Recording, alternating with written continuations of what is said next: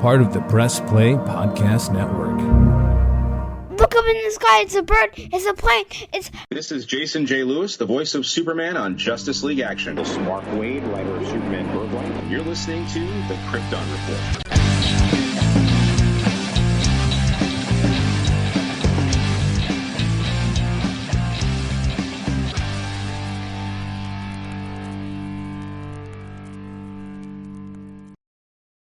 Welcome to the Krypton Report podcast. I'm your host, Tyler, the Superman of Blue, and I'm awesome.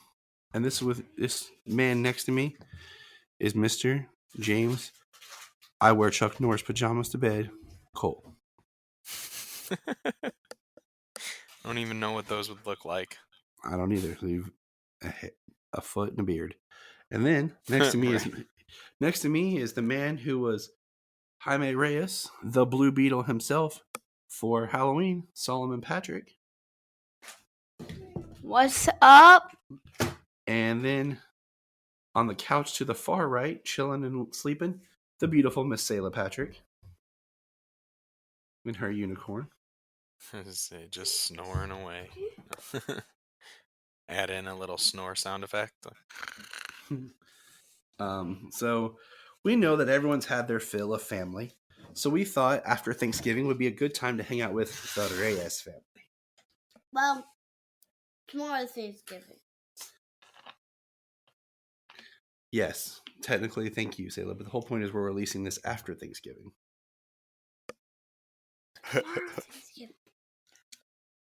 And Blue Beetle, we waited a little bit because we wanted to cover, we're kind of finishing up our DC EU, and Blue Beetle is kind of one of those movies right now. It's like, where does it stand in the universe? Yeah. Well, it's kind of on the in-between, we talked about it, and I'm sure we'll bring it up as we go along, but it's not set in any particular DC universe. They don't reference anything from Man of Steel or any movie to this point, but they do reference DC characters. Yes. So we know DC characters. So the way the movie is kind of set, like, it just takes place in a DC universe. It doesn't specify like a specific one, certainly not with anybody as a specific version of a character like Henry or Ben or Ezra or Jason Momoa. So, and it's just very topical right now because since it dropped on Max, it's the number one movie on Max. You took the words right out of my mouth. And that's why I think now is the best time to do this, because now we're reigniting the Blue Beetle conversation. And with Max, people are watching it and people are regretting not going to the theater to see it. I have it pulled up right now on my Apple TV. It is at, I'm not a huge Rotten Tomatoes person, but it says 78% on Rotten Tomatoes. Technically, it is the best DC movie to come out this year as far as reviews. It just did not do well at the box office, and that's a whole nother conversation. How will you be watching it today, James? I am watching it on my Prime. I bought it on Prime. Unfortunately, at this point, with the holidays coming up and everything, I'm a little tight. I really wanted to have this movie physical, like when it came out, but you got to take care of certain things right away. But I plan on buying the 4K Blu-ray and everything as soon as I can. Well, I'm monitoring it for Black Friday and Cyber Monday because I have it sitting in my Amazon cart right now. And like I had recently done, where I had a couple of the DC movies that I hadn't bought physical yet, the 4K Blu-ray for Shazam! Fury of the Gods dropped to $9.99 one day, and I bought it. Nice. Yeah. The lowest, it was like $14 is the lowest I saw The Flash, and I didn't buy it yet. So, I bought this one digitally when it came out because the kids wanted to go back to the theater to see it, and we just didn't have time. And they really liked it. And Solomon went as Jaime for Halloween. So we're gonna get this started, so we don't go too late. Yeah. The Black Friday stuff, like I might be holding that for the latest Mortal Kombat animated movie. I don't know. I want to see that, but it hasn't come to rent or dropped on a streamer yet. So Well, considering, what we do, like I can watch Scorpion's Revenge and Snowblind with what you've got, and I've got Battle of the Realms, which you could watch there. So see, I could watch all three of those. So, pick up Cage Match, and then between the two of us, we'll be able to watch all of them. exactly. That's how it should be. Friends helping friends. Okay. Are you ready, James? We're gonna do I'm 1, 2, ready. 3. We're gonna hit play. Let's do it. Okay, ready? 1, 2, 3, play. I'm at 0, 0, and then there comes the Blue Beetle thing, the WB.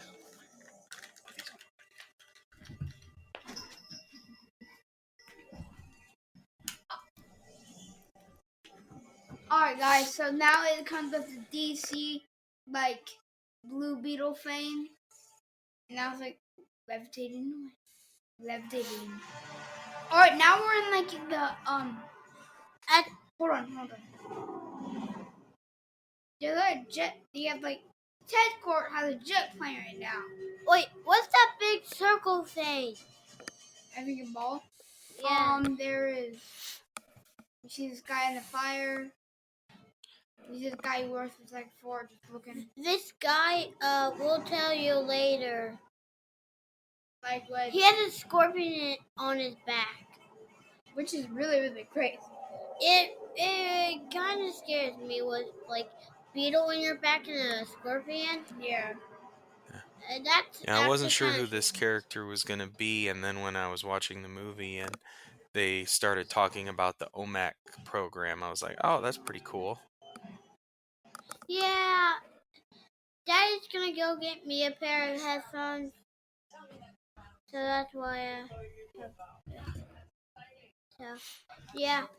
So those the big round thing, the spheres that they have, I think like Ted Cord, when he must have been planning on disappearing, probably not like on purpose, but with something heroic that he was doing, and he hid the scarab among them, so that way Victoria didn't immediately get her hands on that type of weaponry. So now they're like, Yeah. crafting his egg. So Which in the there's a scarab. Wait, you see the scarab? It looks so dope. The blue scarab. And there's all the hundreds more scarabs. Like Pink, that. Yellow, blue. I saw light blue, orange, green. Purple, yeah. There's a whole bunch of them. And It's then really look, cool. And then like there, the blue one. Yeah. Like there's so much in this opening. It's right when he just hits that green. That's supposed to be a Green Lantern. Yeah. Because from the comics, he's going to the Earth. The Reach has a treaty with the Green Lantern Corps. See, I love this. The history lesson, if you're not paying attention about the culture with the scarab. Ted Cord, and like... Yeah, Dan Garrett and Ted Cord. I thought that was really excellent.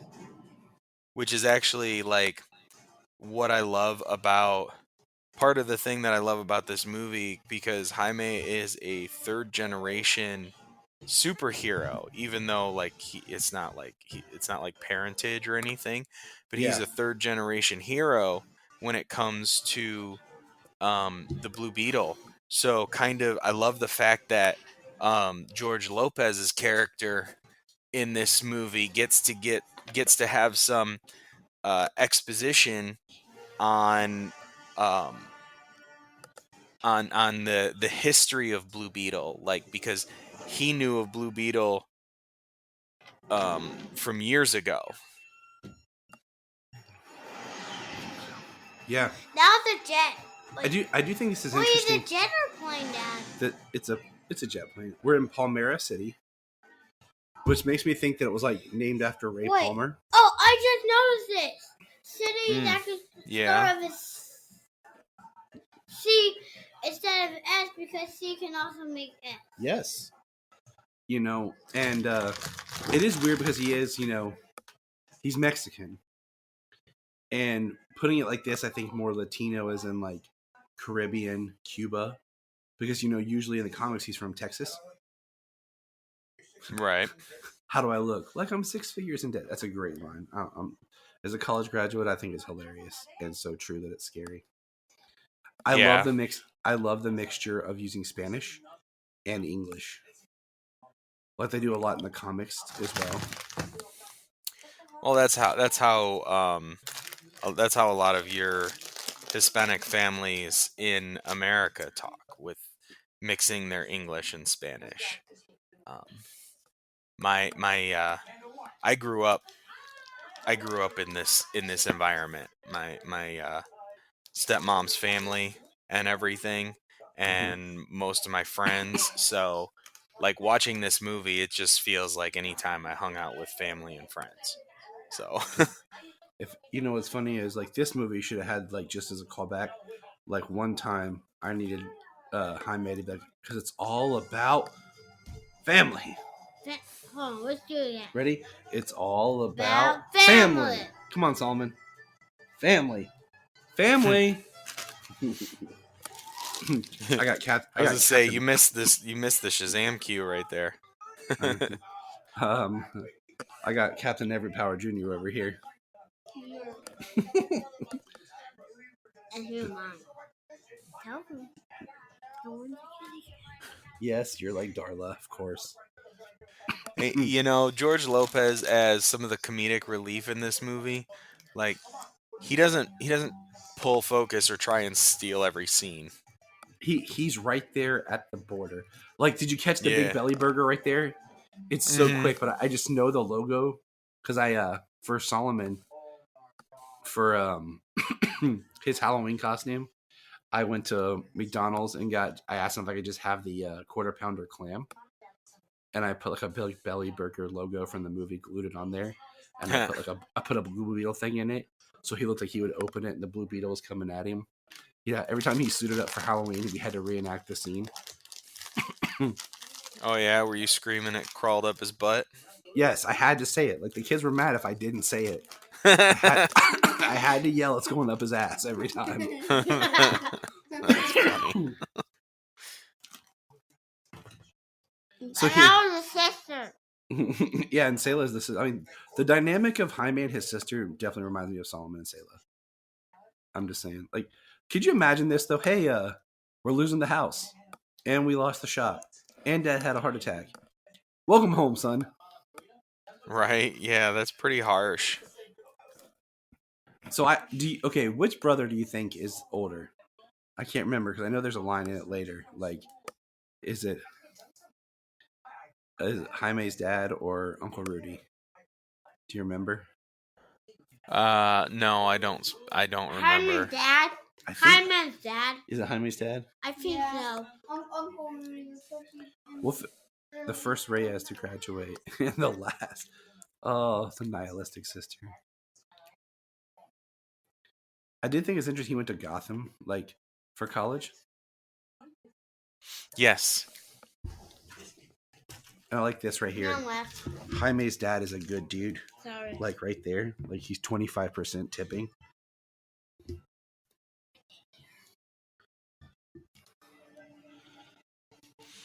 I love that his family cares about him so much that they didn't want to have him pressured, though. You know, abandon his education to help them or anything. Yeah. I always like these in movies where they have, like, pictures of the characters younger. Makes me wonder, like, where they got them from. Like, hey, Mom, yeah, I'm doing this movie. I need you to dig through the old family photos. I need some pictures of me as a kid doing crap.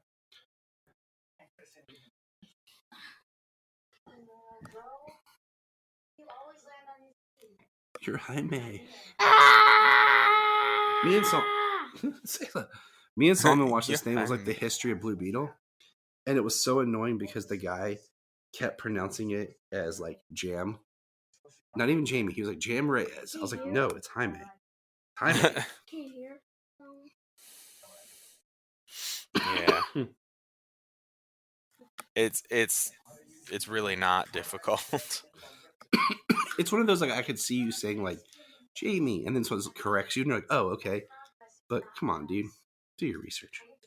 Well, especially after somebody corrects you, like when he corrects the receptionist here in just a bit.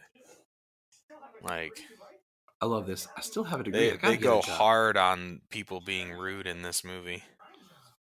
Mm-hmm. Like, they talked about how much the landlord, like, tripled the rent and everything. Like,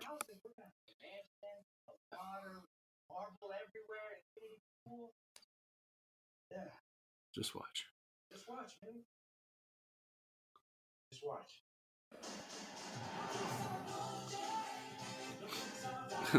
I mean, this is a great cut. This is hilarious. Just watch, and it makes it look like he's standing on his own his own mansion poolside. This is hilarious. And he's wearing Ray-Bans. And then, like, I kind of would have liked if they would have, like, changed it, like, a little bit right here. Like, yes, it is. Scraping gum.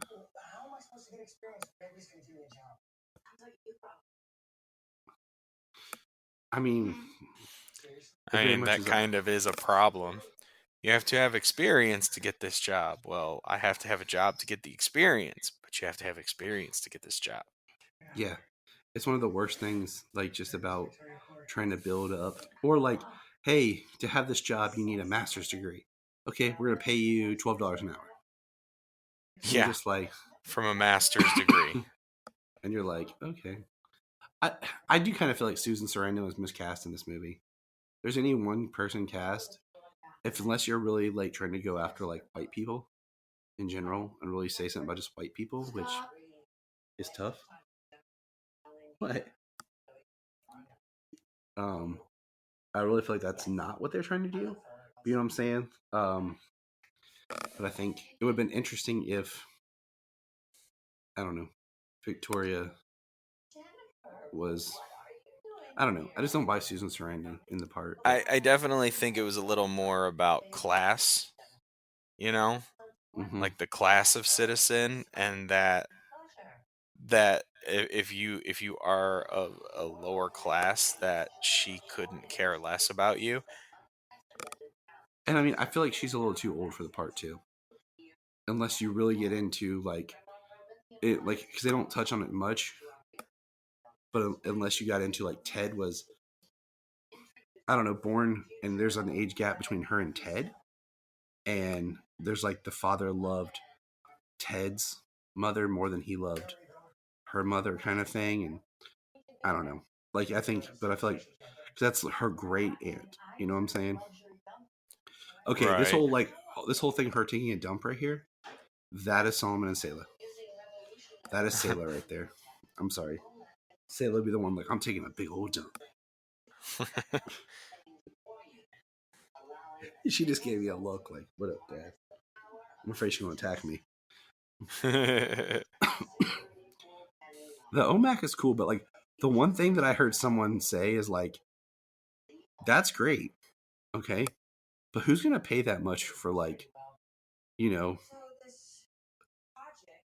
like, you know, governments don't want to spend money on, they want to spend money on defense, but on soldiers, like, but how much would that OMAC suit cost? Like, you know, unless you really are just going to, like, have a small unit of them or something.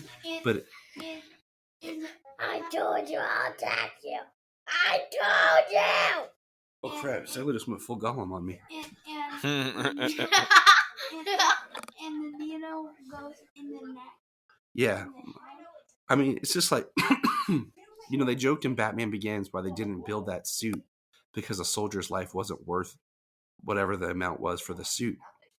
So you're Right. gonna think that a country's gonna buy this from Cord Industries? Like, it's kind of a one and done kind of buy. And if everyone buys them, then no one really has the power. It doesn't feel like a huge, I don't know, weapons thing moving forward. Right. No, I see that. But for what the plot of this is, I get it. So the actress who's playing Ginny, do you know what other role she was up for, James? No. Um, hold on, I got Sailor crawling on me.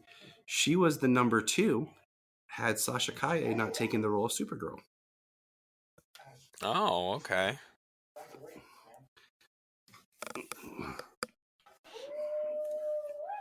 And yep, and they just lost their jobs.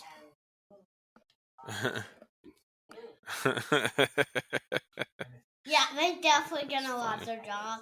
Yeah, I'm gonna lose my job. My thing is, I just, we're really led to believe that he had that conversation with his sister and then was hired the next day. No job hiring works that fast. Yeah, right. There's paperwork, applications, and then there's Paperwork, applications, interviews, tax forms, background checks. orientation.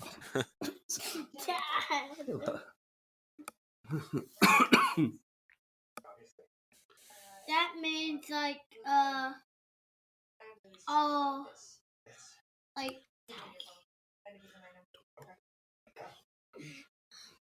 so we're at the pool outside.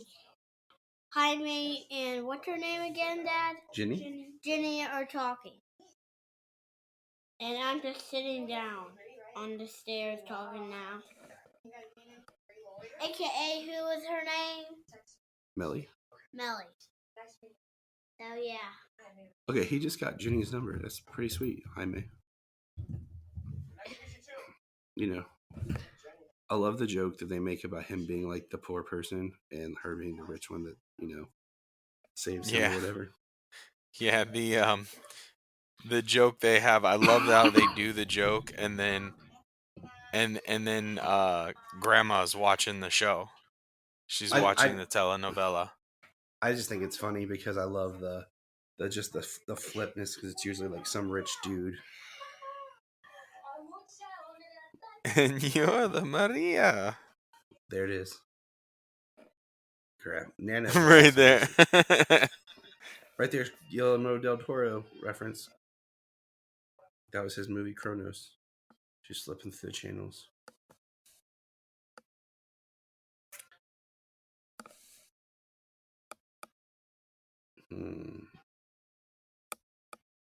I may calm down, buddy. Okay. Hey, Jenny, it's Jaime Reyes. I'll take you up on that offer for a job. I mean, that would be sweet to get a job that way. Well, especially getting the job from the from like one of the high-ranking members of the Cord. Yeah, the Cord family. There's his Gotham Law. Just a nice little nod to a bigger DC universe, but not too much, I do feel like keeping Zolo as Jaime is a very strong move for DC. Yes, absolutely. And this movie, now that it's streaming, will be that movie that grows and continues to grow, and you'll have a bigger following and a bigger love for it. Because that's the one that everyone... he couldn't even promote the movie. Like when the movie came out, they were on strike. He couldn't even promote the film.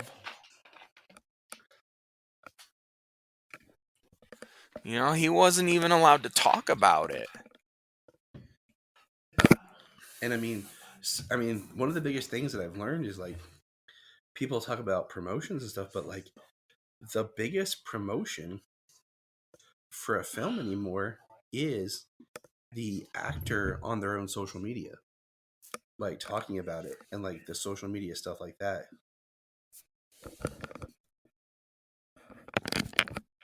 Right there, family forever.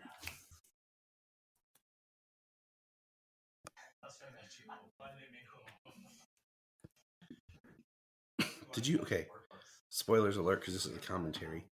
Did you think what was going to happen to the dad was going to happen? At this point in the movie, no. During that fight scene, I was worried, considering that it was going to happen. I wasn't sure if they were gonna do it or not. Because they did set up the heart problem.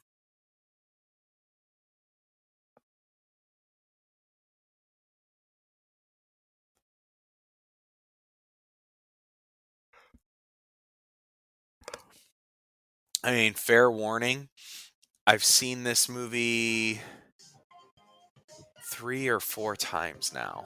Yep. See the LexCorp Tower?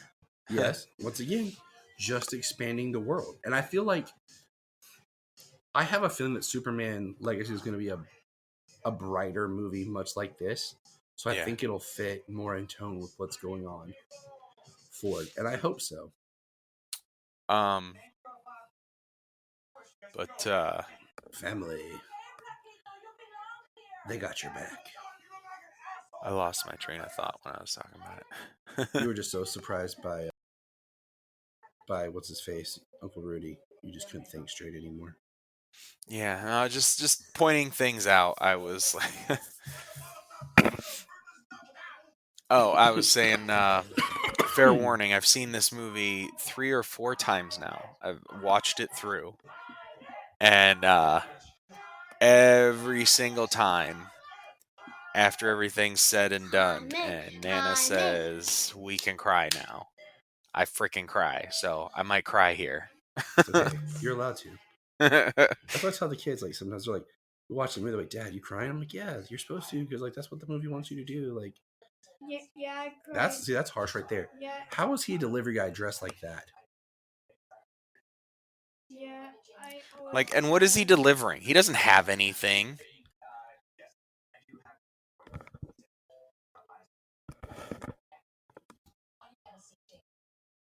It's right there, Jamie. She didn't even listen to him. Like, it's one of those things. Like, you know, my wife's His name. name is Jaime. My wife's name is Junia. Okay, it's a unique name. You don't hear it all the time, and it's one of those things that makes me mad when she says her name, and then people don't really listen, and then repeat the wrong name back to her. Yeah. Like, it's one of my biggest pet peeves. Like, my name is plain and simple as Tyler. Okay, boo. Okay.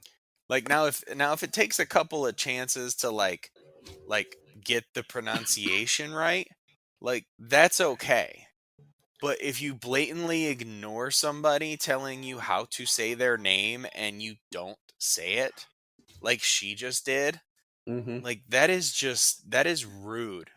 Or if you have one of those names where like you have to really roll like a certain sound, like you're like, what? You know what I'm saying? Reyes. You know, like you gotta Like Andrea Rojas. Wait, yeah. That's I get where like you might. There's his big belly burger. She takes the big belly burger. Man, why is people always in movies stealing people's lunches? It's wrong, man. She didn't steal his lunch. His sandwich is there when he gets back. He just stole the box. That looks sweet. That looks like a good burger. Speaking of Good Burger 2 is now on Paramount Plus. And I can't watch that without having a burger around because it just makes me hungry. Mask? Scarab? No. This poor dude. Like, just like this guy. I mean, she calls him Sanchez at the beginning of the movie. He says, "My name isn't Sanchez." And then all she does is keep calling him Sanchez. And he goes to say, "That's not my name," again. And she still calls him Sanchez. Like, It's just disgusting. I mean, I guess if she fired him, like she would try to find his name as Sanchez and wouldn't be able to find it in the paperwork. So I I mean, just that's a jumped plus. stairs to stairs. Yeah, I can. That was awesome. Poor Jaime doesn't realize like bad timing.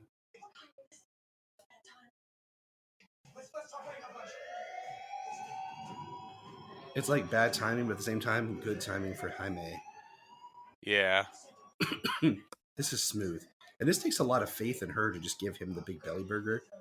Like, and she has to recognize there's something in him that she believes in. You know what I'm saying? Like, there has to be something that she's like, okay. Right. Well, he did stand up for her. So there is something that she did have a good experience with him. But also, I mean, in this moment, it's like I need to get this thing out of the building no matter how it leaves. Why does the big You belly know? burger guy look like the guy who's about to do pitch meeting? I just picture the big belly guy going, yeah. Just saying. She said not to open it. Like, she is straight up like a sister. Like, she talks shit to Jaime. She's like, "You're ridiculous. You didn't look? Like, why the hell wouldn't you look?" Look, I told you she took part of his lunch.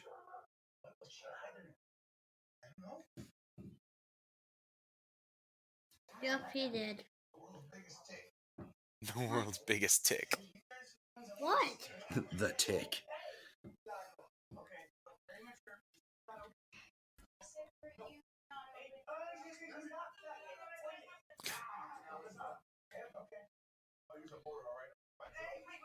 I'm gonna get my drill. Like, are you freaking kidding me? Like, I would have done the same thing if I was him too. Oh, like, no. she freaking gave me this. You're not gonna freaking cut into it. Oh, no. Poor Solomon. He has to go help mommy with the dogs. This Reyes, the Beetle comes to life. I think it likes me. Ah! This is one of those scenes that the music really helps not make it scary, makes it fun, and like they look terrified, but actually at the same time they're having fun terrified. Yeah. Like because this could be played like really disturbing. Like, well, I mean, The the way water he's like, just the went way he everywhere. screams, and the way he's reacting to it, like he is, like it is like terrifying. But they definitely do a lot to make it so that it's not terrifying for the audience watching it. right here. It's going down. I do think this is interesting because usually it just connects to the back. You know what I'm saying? But like this whole thing right here with like it went.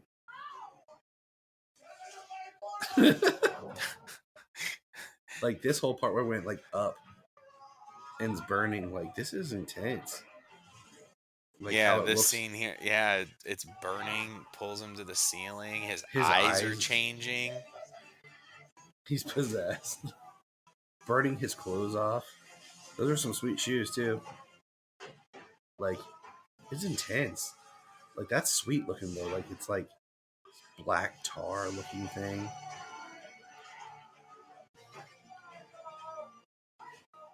I mean, what would you do if that was your kid just like transforming?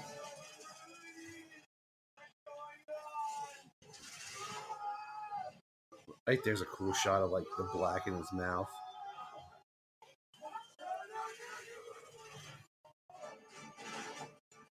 What do you think, Sailor? I don't like when it has a button up. It scares me. Mm. I like the mask, the best part. Yeah.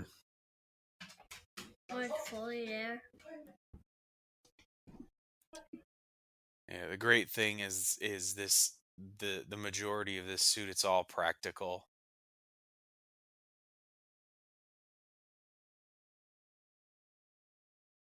And it looks so good.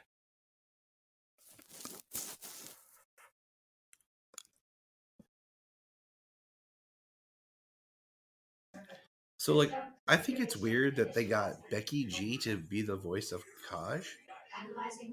Who's Kaj? The scarab. Who's the Kajida. scarab? The scarab that's on his back. The bug. The beetle.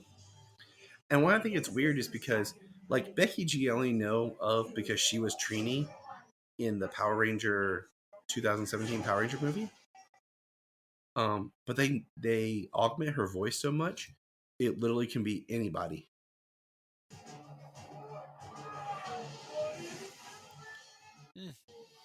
No, I didn't know that's who it was, though. Who did the voice? Yeah, but like it could be anybody. You know what I'm saying?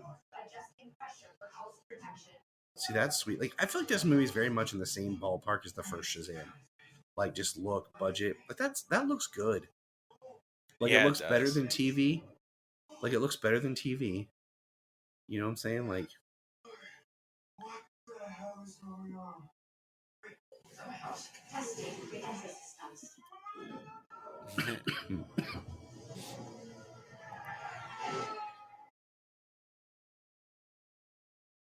Doesn't just to see him going right back into Earth. I think this moment is actually played better than the Shazam because the scarab is testing itself, is testing its systems and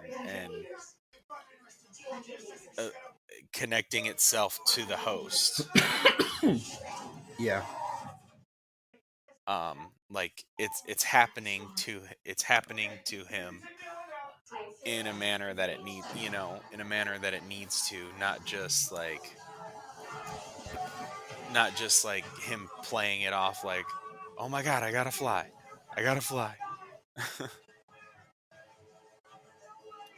Might as well be like Tobey Maguire doing a bunch of hand signals, you know what I mean? Fly.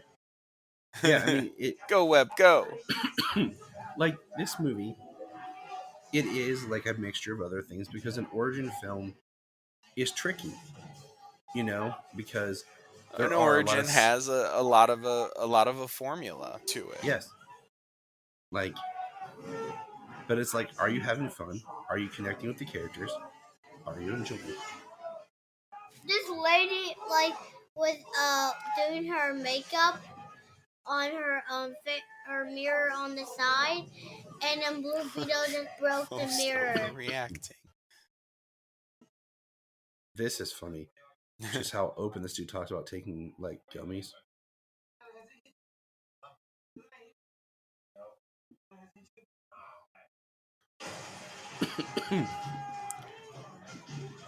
Yeah, well, through the digestion process, 20 minutes isn't long enough anyways, bro.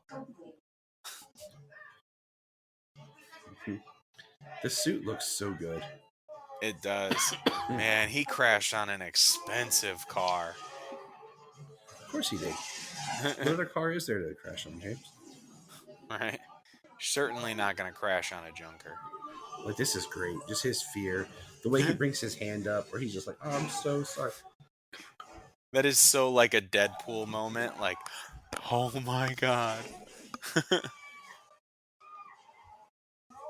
And the effects of everything just being melted, cut by the plasma energy.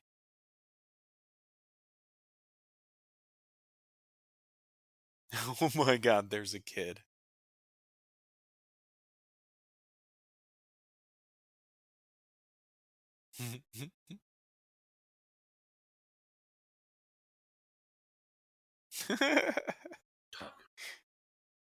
So Blue Beetle himself, Solomon Patrick, is back with us. He had to go take care of Crypto and Scooby-Doo too. Yep. Yeah, I had to. He's also possessed. I like how the hot water tank is just open there. Yeah. And they're all fixing stuff. Like, he's... Back through the roof. This is classic.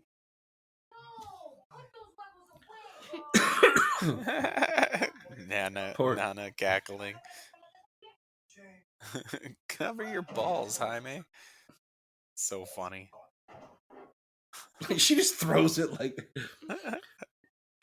So she sees his Toshi. She does see as Toshi.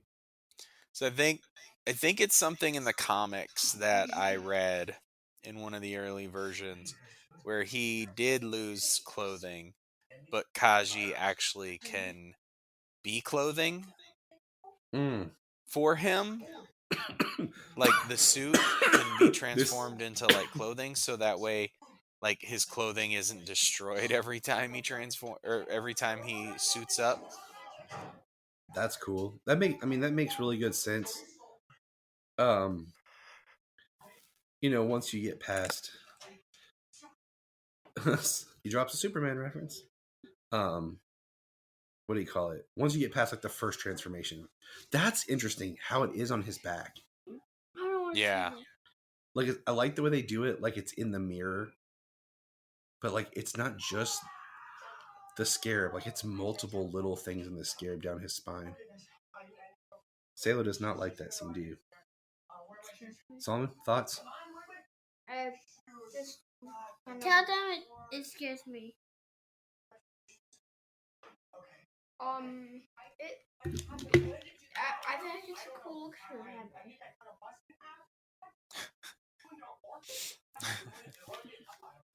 I like his dad, like orbit.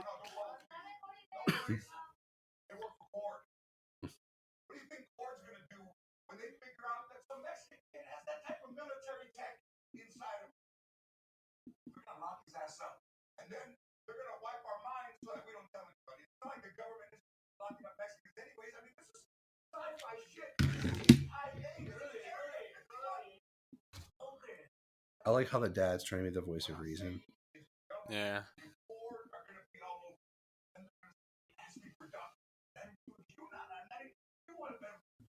See, right there, it makes me wonder, like, if Rudy maybe was born in the country. You know what I'm saying? Like, they had already immigrated in, and he was born in the country. He said that Alberto was the one who came to the country and worked any job he could find so he could bring his family. That included Rudy and Nana.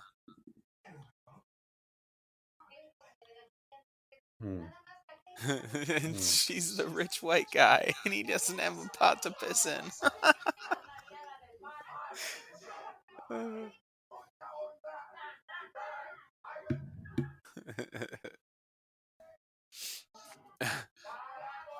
Rudy.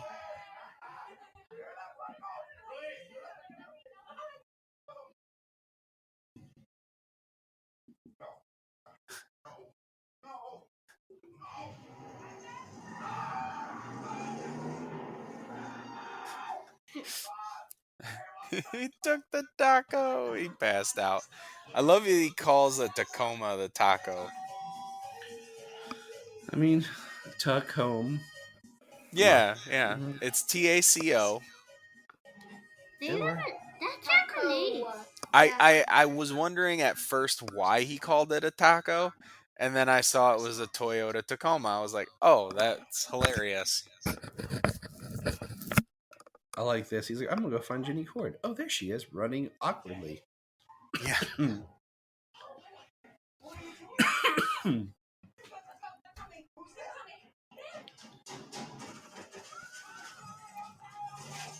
Oh, I feel bad for the Tacoma. And what the hell is that? Like opening fire right in the middle of the street? It's private security, man.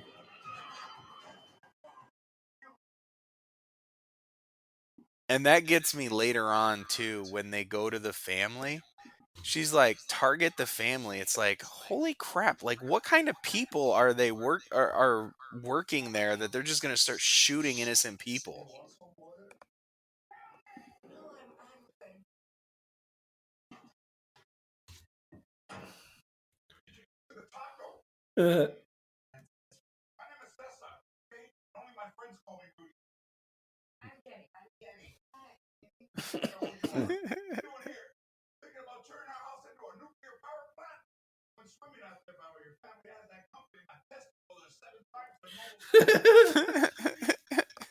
What is it? That's a problem. I mean, You always brag about, big balls, but not like that.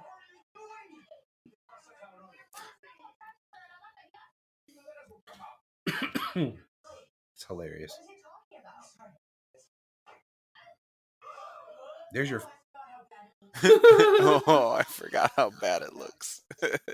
You can barely notice. You can barely see it. I love the I've dad just seen trying to make those. everything good, like just trying Yeah. to cover it up, build the family together.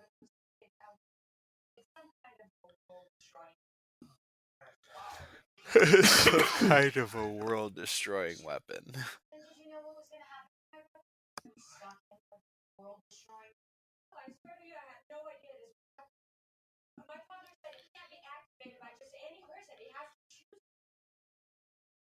I love that line. I No more blind dates. I love like when it's about being like chosen most of the time. Sometimes I don't. No, I didn't mean kill. Like, yeah, you fully Like the did. assassin, like the assassins in Mexico.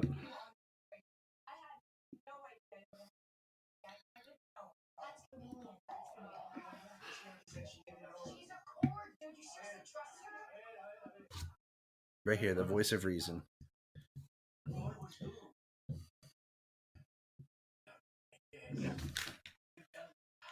Right, Solomon? Dads are usually the voice of reason. Except in our family, it's your mom. Your mom's the best. What do you think, pal? I think Solomon's just so engrossed in the movie he doesn't want to say anything. He's just like, shut up, Dad. He's like, shut up, Dad. I'm watching Blue Beetle. It kind of is my favorite DC character. So, would you say this is your favorite DC movie so far this year, Solomon? Yes. What about you, Sayla? Is this your favorite so far this year? Yeah. It's better than Flash. So it's Flash, Shazam, and Blue Beetle right now. Those are the three we've got. Yeah. Yeah, Blue Beetle without a doubt by far. Mine goes Blue Beetle, Flash, Shazam. Why did go Blue Beetle, Shazam, Flash? You guys are good at ranking. I honestly don't really know, but I really like Blue Beetle for. I think one of the biggest things is not having expectations when I went to see this movie.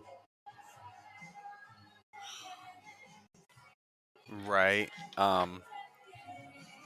So Blue Beetle has become a favorite character of mine over the last few years. So especially with like Young Justice season 2 in particular. But so I was excited for this movie. And then I'd been meaning to watch Cobra Kai for a while. So I really dove into that earlier this year before this movie came out to watch Zolo. Yeah. And so yeah, I went to this movie hyped and it lived up, you know what I mean? Yeah. I've been wanting to get into Cobra Kai and just haven't yet. Honestly, Cobra Kai is the way a legacy sequel should be done. Yeah. Yeah, for real. I think I got up to season 4. I haven't finished it yet. But yeah, it is definitely a way that a very good way that a legacy sequel should be done. I got you. Like speaking of watching stuff, Janine and I started watching Hollywood on Netflix just to see David Cornsweet act. We're the first episode in, and I like what I see. Cool. Because I'd only seen him in that small role he has in Pearl. And then, of course, like Janine and I got hooked on Miss Maisel over the summer because we wanted to see Rachel act. So Right, and I heard great things about Miss Maisel long before she was cast as Lois Lane. Me too. It was on my to get there one day list.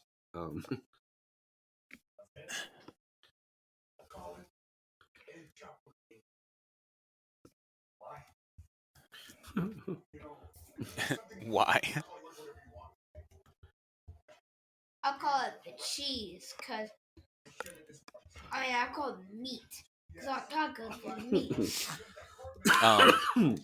Like I said, growing up in these kind of families, around these kind of families, it just felt normal watching it. So I was like, this, it was really fun. And I listened to some other podcasts, like the Dynamic Duel podcast, and those brothers are Latino. Yeah. I mean, they're from like Colorado or whatever, but they're still. So it was interesting, just them saying things like this cartoon here. That it's actually a live action thing. It's the cartoon here is made for the movie. Yeah. But them and the Maria Elabario, that those are real things. That red bee is actually what the bumblebee, the bee guy from The Simpsons, is based on. That bee guy is a parody of that show. Gotcha. So just even hearing things like that I didn't know either was really cool. What's up, everybody? Chase Smith here from the Chase Smith Podcast and Cavs on the Break NBA podcast. And I'm JD, host of the Hyman Podcast, part of the Press Play Podcast Network, and we are super excited to bring you a brand new show starting next Tuesday, the Fanfare Podcast. The Fanfare Podcast is all about your favorite movies and our favorite movies and the best moments in cinema. To help guide our discussion, each episode will feature one classic, and we will grade this movie using a report card scale A through F. We're going to be grading categories like acting, directing, and that's cinematography, the score, and even the movie poster itself. That's how I feel and we're not featuring a movie report card. We'll be sharing our movie rankings, what kind of person Victoria actor and director was. interviews, and that's everything in why between. Ted was given Movies have been a major part of our lives, and we cannot wait to share our thoughts. But that doesn't Our premiere matter. episode will drop Tuesday, June 27th. She is going to say and JD and I will be reviewing Raiders of the She's Lost Ark in preparation of the release of Indiana Jones and the Dial of Destiny on June 30th, the fifth installment of the franchise. Make it somebody. Join us on the Fanfare Podcast, available on Apple Podcasts or wherever you listen to your podcasts.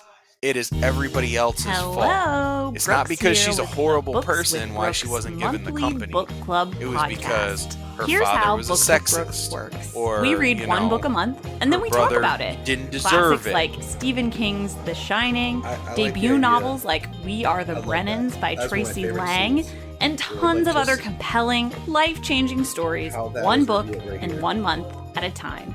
So come read along with us. And I love right listen there. Kaji is already starting to speak Spanish. Here at Krypton Report, we believe in the power of she's podcasting, already starting to learn the power from of speaking him. your voice and speaking something that comes from you. So here's a couple of podcasts you can check out for people sharing their voice. I am Brian Peters, the creator and host of Gravely Amusing. For the past 30 years, I've studied the history of gods and monsters in pop culture and our world. As a student of theology and history, I've tried to understand evil and its impact on us. I mean, it was very reminiscent of As a writer, Whiplash. I tried to share this knowledge. As a comedian, I've tried to make people laugh as I do it. But as a man-child, I'm still that scared 7-year-old boy. Join me as I share the history of horror and sci-fi, discuss classic and modern pop culture, and share a creepy story or two. This podcast may scare you, it may horrify you, or it may leave you gravely amused. If you were listen to Gravely Amusing on Apple Podcasts, Spotify, iHeartRadio, and wherever podcasts are found. Follow us on Twitter at Gravely_Amusing or on TikTok at Gravely Amusing. Or that's like this. Hi, I'm Taria Maynard, there's this is my co-host, Jania Patrick. George Lopez We're a listening couple to of Selena. sisters in Central Ohio who created a podcast. But like, you know, Our podcast is called The she's seen Confessing other stuff, Heretic. but she The basic premise a lot of of it she's the really podcast because- right now, as we see it, Because she's is 6. we're going to talk to you guys but about she likes this movie, and I think it's a perfect fit. our stories in You know, he's 8, religion. and he would you loves say? this movie. And we've This watched other podcast movies is and about stuff, too, sharing our like truths, Spider-Man stuff, our religious but, like, traumas, and our I just think histories. this movie has a We'd nice love blend for you of to everything join us on our that you journeys want from as we talk about our And it past proves that you and can do a discover good more superhero about film, ourselves along the comic book way. movie, and you don't have to We will be spend featured on $270 Facebook, million. Instagram, TikTok, and YouTube. Yeah. Just look for The Confessing Heretics. This movie We have a for $1 around $100 Patreon. million Yes, I know everyone asks for looks money, better but than our the last $1 one they did that they Patreon spent each month $300 gets you million on. commentary tracks Well, I mean, for look around. releasing A lot of this movies, looks still practical. DC movies. this It gets you my requel That's series all where I it is. pitch ideas about It movie helps with- it sequels, helps with prequels, or whatever. It also gets special You know what I'm bonus saying? episodes Like, of whatever his else some of the costume friends of the is like network a chime legit in costume. and drop. So check that out for And that- $1 a he's month. doing That's all we physical ask. fighting Keep it cheap, keep it simple, you know, and help us hands keep and going. muscles. Check out the link in the show notes That's or Patreon Krypton Report. Follow the link Oh in the my link God, my tree hands or are in the good. show notes below, patreon.com/Krypton Report. This is Dan Jurgens, and if you want to have a good I time, think the keep effects listening to the for Krypton the Report. transformations for of course the suit up, but the effects for the weapons, the way they disappear and appear, is really Yeah. cool. And it looks like they're extensions of the suit. You know what I like about this scene right here? Is in normal movies, this is your your mid-scene battle. Usually, this is the battle where the hero loses. And it's not. Like, he clearly, beat him. Yes, he comes back here. But this isn't yours because you have another battle scene that's more with that beat.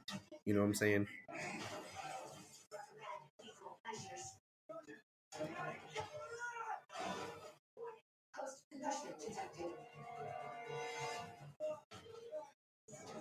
Are we in our act 2? Yes. I would say Like some of the Solomon- fighting that Blue Beetle does when he does some of the actual fighting, the punching, the kicking, and everything. It's also very reminiscent of the way that he fights in Cobra Kai. So I'm wondering if I don't know this for sure, and I wonder, if somebody out there does, if they want to say anything, if he actually is able to perform some of the maneuvers that he does, or if it's stuntmen, and maybe if he was working with the same stuntmen. I would say he can pull off some of it because I feel like that's part of the appeal sometimes. That's so cool. Like, that's perfectly timed. I think having somebody, like, getting someone that you feel can bring the character to life because of their physicality. Oh, absolutely. It's like watching kung fu movies, like when you watch movies like say you watch Taken or something like that, or some of the Bourne movies. Like there's a lot of cuts and editing for the fight scenes. And, and the that's main to character- make the characters look like they know what they're doing and to make them look like they're moving fast. But that is not the case.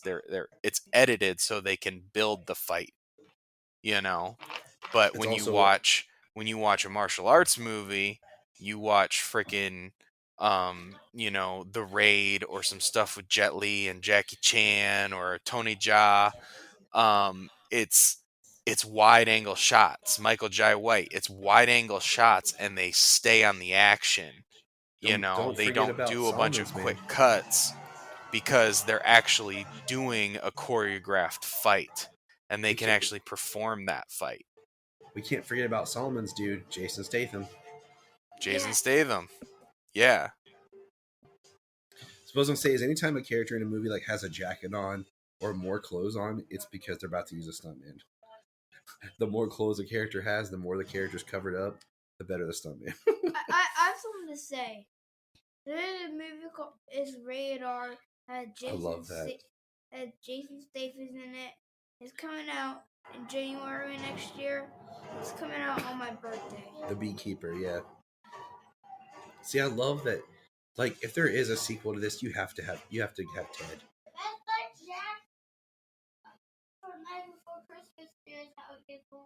It does. Well, I mean, spoiler alert. I mean, that's almost the setup from the mid-credit scene. It is. I know, but I'm saying I think it really helps just fill in the Blue Beetle mythos. Of just.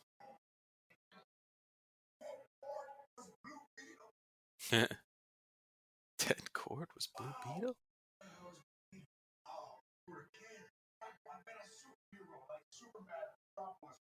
See, there's Flash and Superman. Yeah. Just not as good. See, that's it. It's just name drops. You know what I mean? Like, you see the LexCorp, you see Gotham, referencing Superman, Batman, from their canon cities. I like that one's missing. I like classic Blue Beetle right there. Yeah, they got the Dan Garrett suit, and then the old Ted Cord suit. They look so cool. And then he's wearing one, and he's missing wearing one. So I think the one that he's missing is got that pillow strapped around the belly because Ted Cord's got a gut.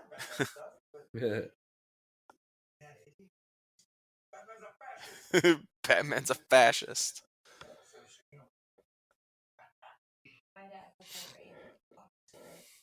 I mean, if you read the latest Chip Zdarsky run, that's for damn sure, man. Oh, I know. I'm not. I haven't read. I was reading it for a while. I need to get caught up. Yeah, it's really good. I caught up on it. I'm working on, trying to keep up weekly with some books. But it's hard once you get behind and you got to read a handful of issues of one book to get caught up. So I'm reading New Krypton right now for something. Yeah. And when I was sick, look up a while back. That's so cool. Like his cut where Kaj is working on repairing it right there. Like, yeah, that's really sweet. Yeah, that would be nice. Since I was sick, I just laid there in bed with my tablet and just read a crap ton of books. Right. I love how he's got that tracksuit on. Yeah, he does have a blue tracksuit. It looks cool because the color scheme and everything is very much like the Blue Beetle. I like that right there, that picture of the painting, because they talked about how they would love to have Jason Sudeikis be Ted Cord, and it looks kind of like Jason Sudeikis. It does.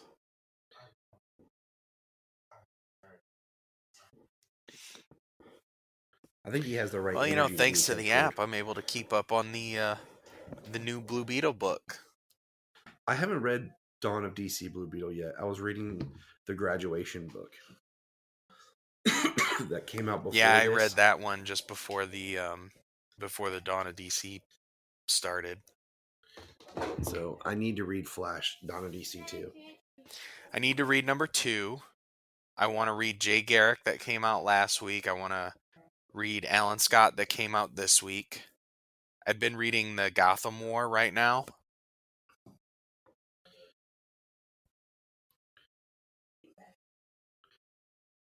I wouldn't be surprised if it's revealed that Victoria did something to the tech that Ted was experimenting with, trying to ensure that he would get lost. Yeah. Well, I mean, after this movie, not that it doesn't matter, Jenny's been without her dad for however many years. Ted's been gone and Victoria's, ran the company. So a lot of things have happened. A lot of things matter. Just the fact that Victoria won't be around to face the consequences. She already got her comeuppance.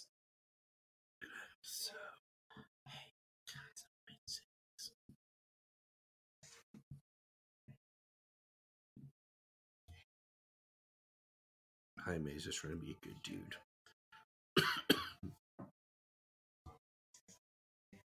That's right. Charmer was self-deprecation. Yeah. Doesn't always If work. you can be self-deprecating and vulnerable, nothing happened. Her mom died.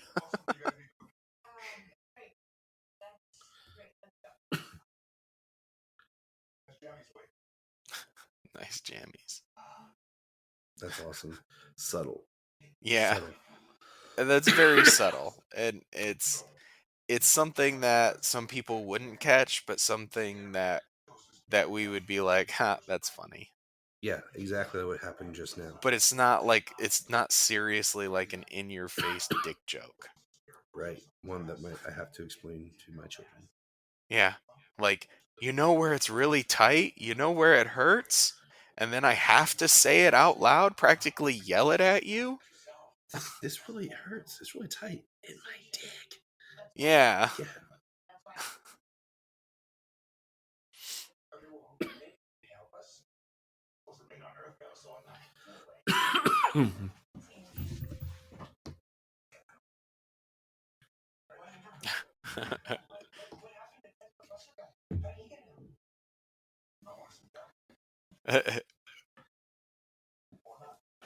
Or not. Well, when you're a superhero, you don't exactly need a place for company. Yeah. You're usually by yourself. Unless you're Batman, you have like 300, sidekicks.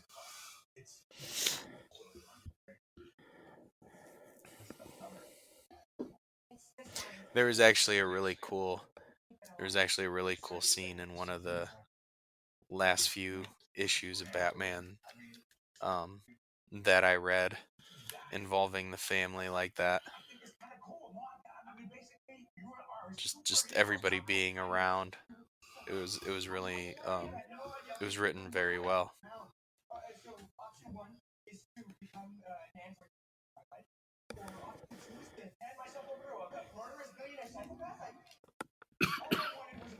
All I wanted was a job.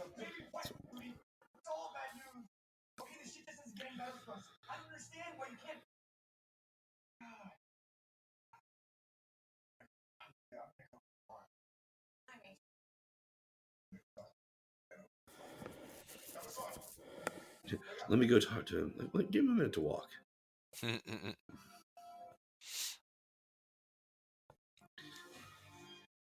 Like, this looks good. Like,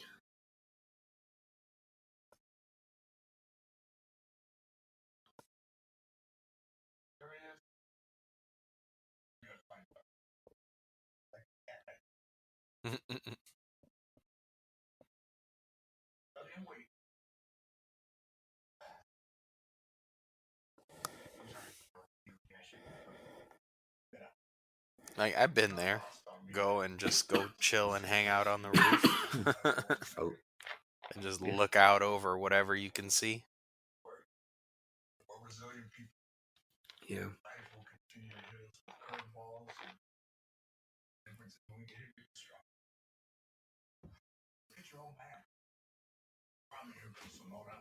There you go. Yeah. Yep. Okay, there you go. His There brother's 9 years older. I don't think I caught that one. I've only seen this at least specifically. When you ask the question.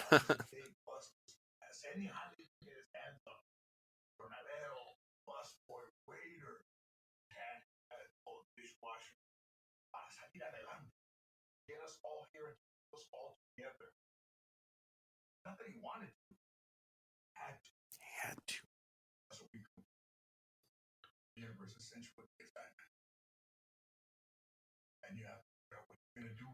I love that.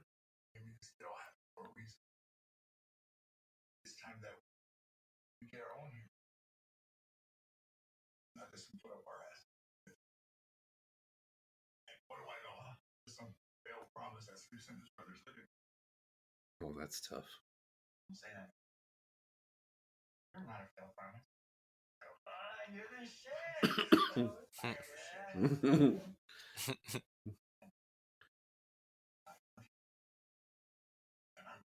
He reminds me of like my uncle Timmy is half Mexican, and like some of like the little things that he does reminds me of my uncle Timmy.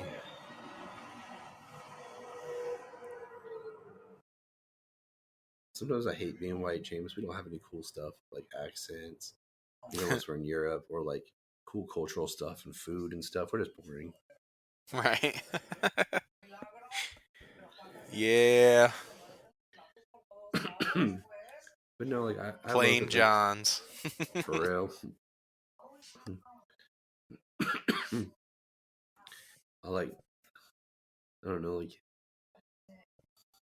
family is important, you know. And it doesn't have to be biological family. Like just people that love and care for each other and support each other, that would do things for each other. That's what makes the world. This scene is intense. Yeah.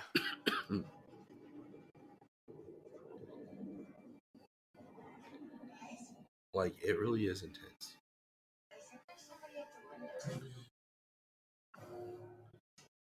And I'm just gonna throw this out there. Solomon and Selah are asleep. Yeah, I kind of expected that. I did too. And that's what I was trying to tell Janine. I was like, we'll start this. They're both kind of cranky and tired, but they want to be part of it. Oh yeah. Put this on. They'll enjoy themselves until they pass out. They did. I love this. Like I love the angle. Like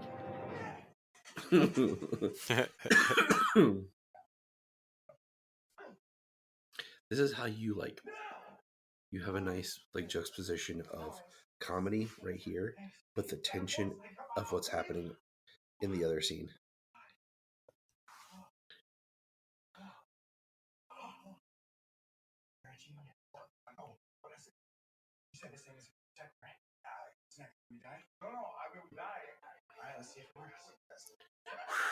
What if he was wrong? Like this is cool, but that's sweet. But it's no Billy Batson jumping off yelling Shazam. Like maybe if they would have let Jaime fall for a little bit longer, like it would have been like that. Yeah, I mean, I think they both have their merits. I think they're both really good. I just think the effect of Shazam, you know, him jumping out and calling Shazam looks really cool. It's a really nice scene. I think this scene is important to his character, important to the symbiosis of him and Kaji. Yes. I want to point out, like, I love how these guys, their helmets are designed where they don't have faces. It makes them so much more robotic and scarier. It's almost like stormtroopers. I love the fear on the sister's face. Like Alberto's first line is "Don't hurt my family." Like the sister definitely looks terrified. Why they tear the house up, man? That's just being an a-hole.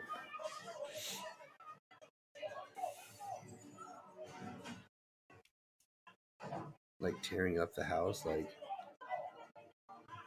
knocking over the candle. Of course, the house is going to burn now.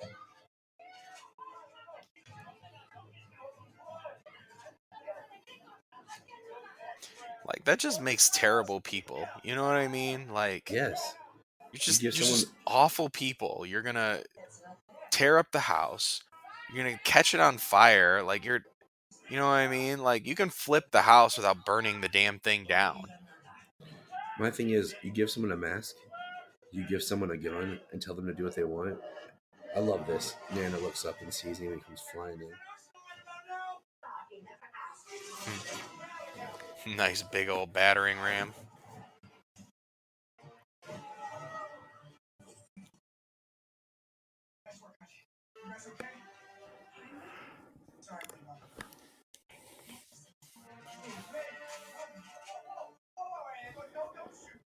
Don't shoot. I like how the wings are flapping.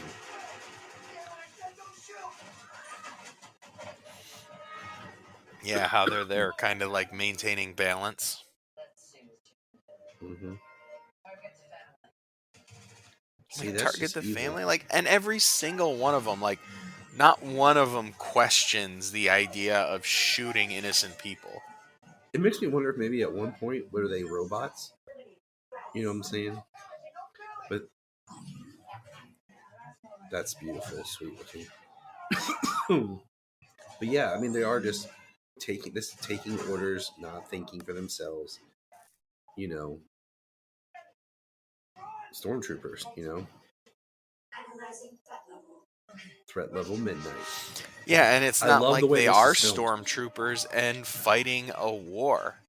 You I know, love the way this is filmed. Just the camera work right here, like that's so awesome looking.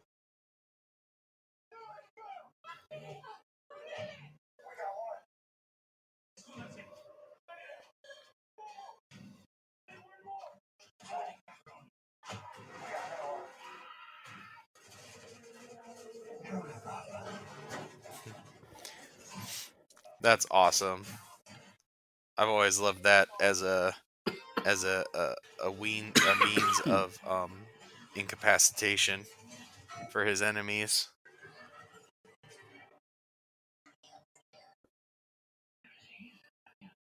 Like that line delivery is so good. Just the "Daddy, I'm scared." Like I totally believe it.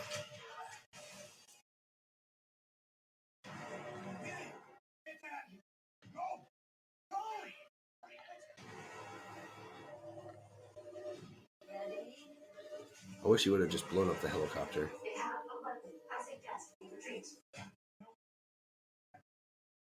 If he would have just fired, right? You know, but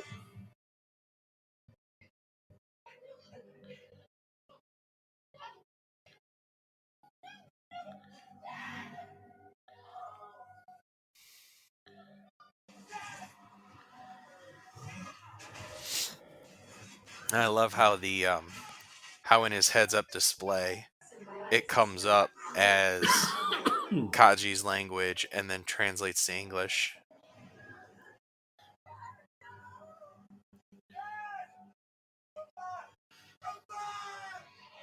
God, like that's so harsh. Like he can't move. Like he's just helpless there. And like she's seeing the house burn. From a cinematic point of view, like as a director, like this is one of my favorite shots coming up here in a second. Like just the way the camera's positioned. Right here. Like you have her screaming there. And then right here as the camera, you have the family right here. They're coming from behind and he's pulling him away. And you just see the family in the back and he's getting drugged away. Yeah. Like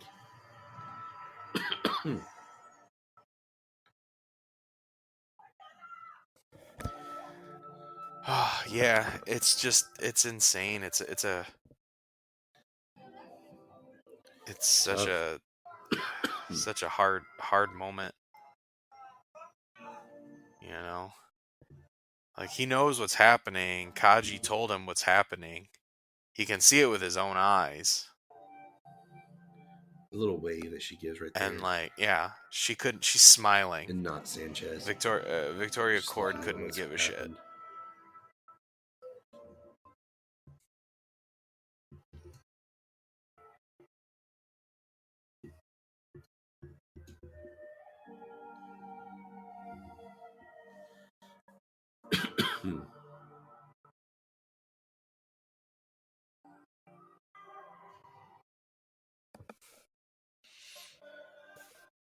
Oh no.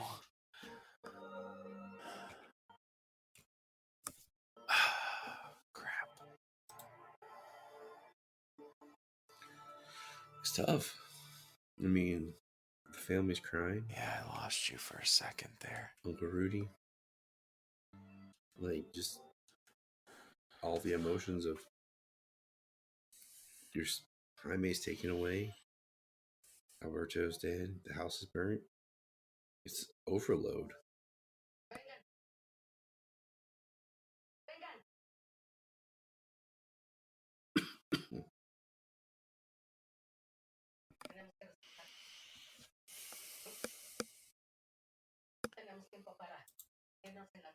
We don't have time for self-pity.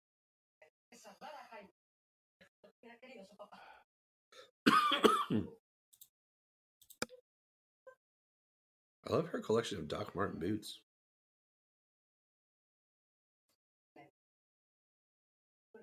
Nana steps up and has to be strong. I know. There will be time to cry. This is not that time.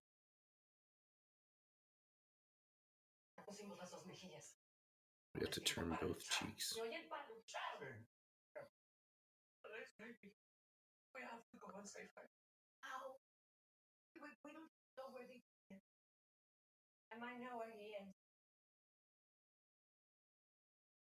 Ginny in her white jacket, shoes. Come with me. I can't help. Want to know more about the history of the scare?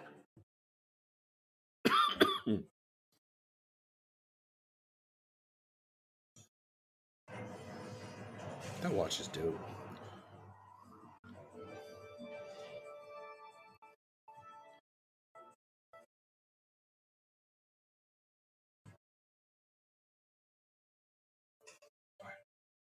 Let's do this.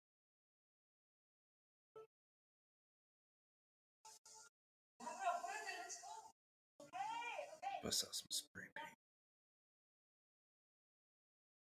Hey guys, let's hope this cord tech works. Let's hope this cord tech works. It's kind of messed up a little, Rudy.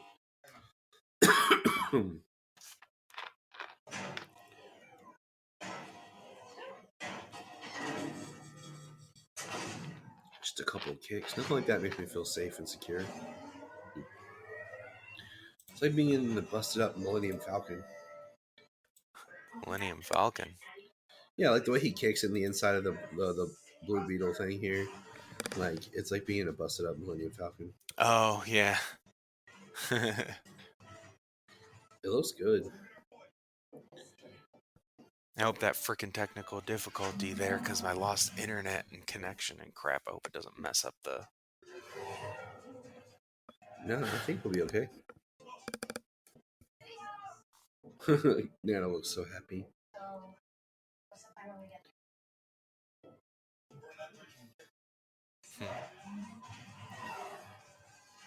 It looks so sweet.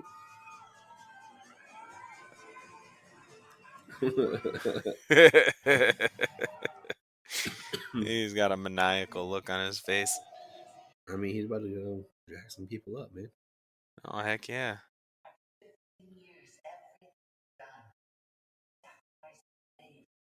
Man, you know the saddest part, like, I just couldn't imagine, like Sayla right now, 6 years old. Then all of a sudden I just disappear for 15 years and I come back. You know, my daughter's like 21. Like, I missed everything. Yeah. And watch it be wherever Ted's at type thing.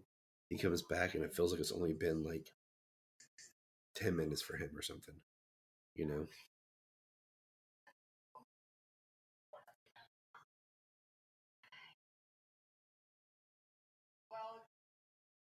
You guys want to see Dad's toys? Because it's interesting. He's only been gone, you know, they just said like 16 years. But all of his stuff looks like retro 80s stuff. Right. And it's the stuff that he grew up with, though. It's like making his personality. Yeah. Like the Power Glove. Yeah, it's like making toys from when he was a kid. Because Ted would be a little bit older than us. Oh, that's the button. I'm pressing another button. That's cool. Yeah. You know what? I think I'm keeping I think I'm keeping this one. Okay, so how are we supposed to learn how to use this? This is so cool. Nana? How do you know how to hold that so perfectly? There's a lot you don't know about your Nana.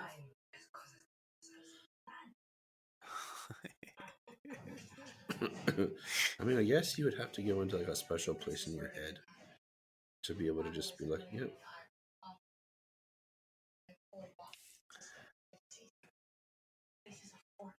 Like she fought in some revolutions. I've still kind of fought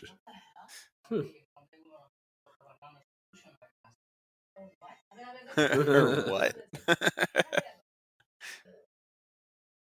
Nana's busting out some skills, man. Like she can what? bake. Yeah, right.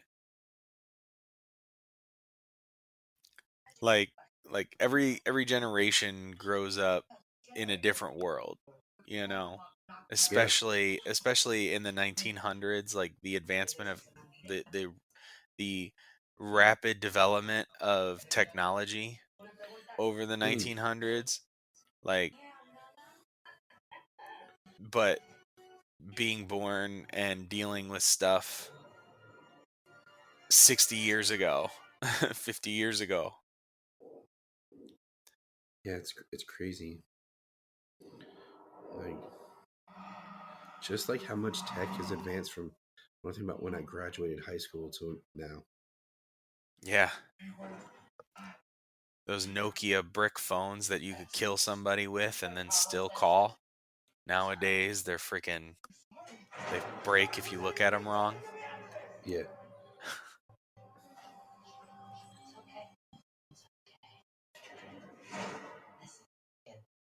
This scarab chose you. That's true. It doesn't belong. It belongs to me. No, I just find her so annoying. That's not how that works. You know what I mean? Like, you found it. Like, well, actually, your Accord family stole it.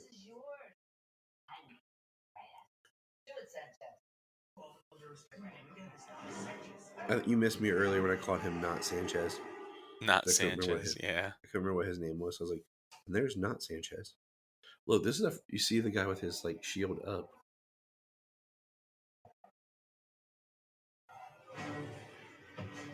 That just looks cool. Yeah. See, now they actually look like people. Which is so interesting because now the guards look like people and they're about to get like obliterated. You know what I'm saying? Like, they're about to get killed. Yeah.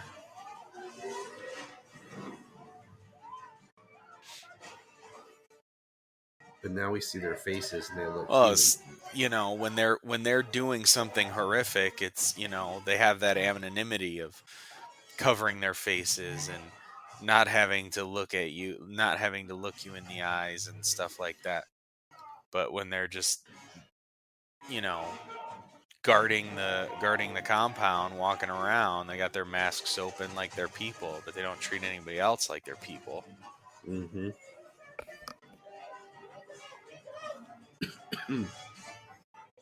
Beast mode. Motley Crue Kickstart My Heart. I'm very surprised it wasn't like a Spanish cover.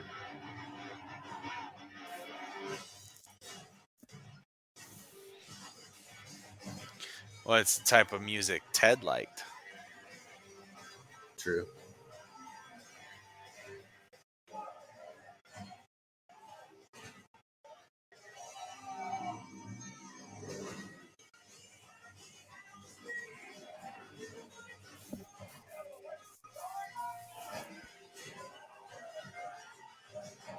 Look at that, like, just like throwing people around.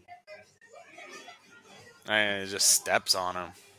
Especially that guy. He did. Yeah, and walks with him. 20 points. Gotta shake it off.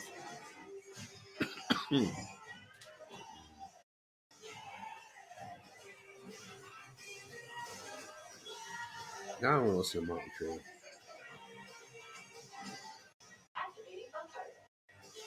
Activating bug fart.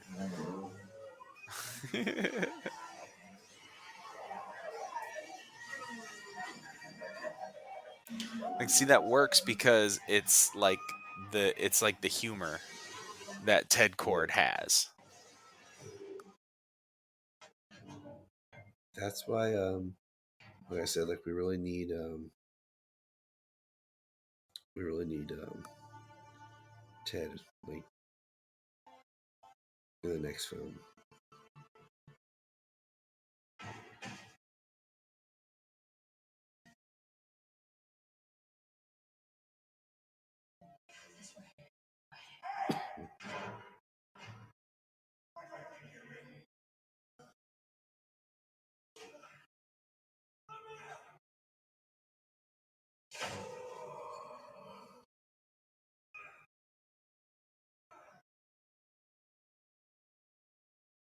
Like, I know I'm not supposed to like the villain, but like, I just find her so annoying.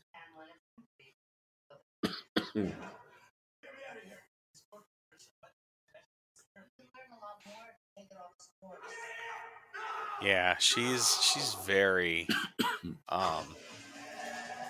she's just so horribly evil, you know? She only cares about herself, and I mean, it is so narcissistic. Like, you don't see that often. Like, It's to be almost just so horrible. it's almost too much, you know, like, but I mean, I know where she's supposed to be, but it's like it's almost to the extreme. That's Yeah. She's manipulative, she's controlling, and she cares nothing for anybody else but herself. I don't know. I don't associate myself that much with people like that. So maybe she is a very true corporate person, you know? I don't know. Yeah, that's how some corporate people are. Yeah. I mean, that's why they're rich, dude. Because they're a-holes. You can't get that rich without being an asshole, without screwing Unless you're- people over. Unless you're born into it. Yeah, well, generational wealth is, you know, is very difficult to build.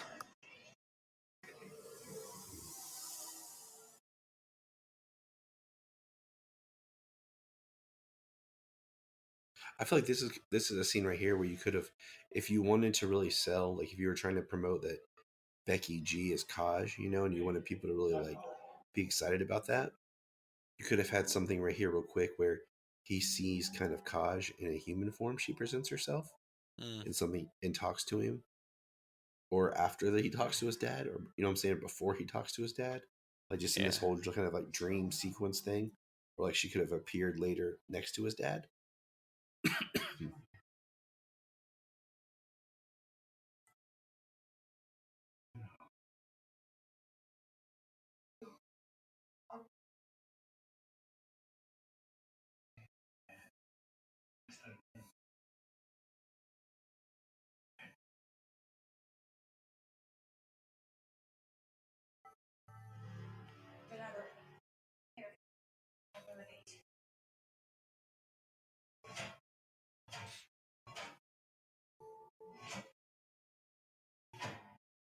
Some bombs. See, why didn't she say bomb? Bomb. Bomb.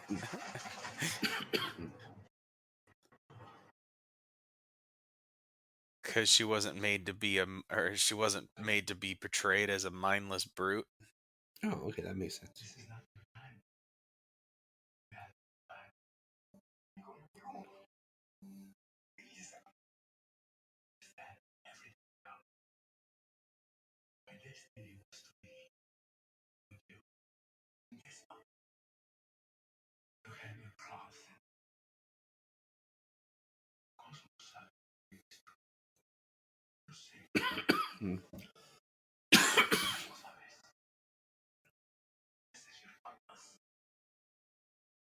It's a good dad.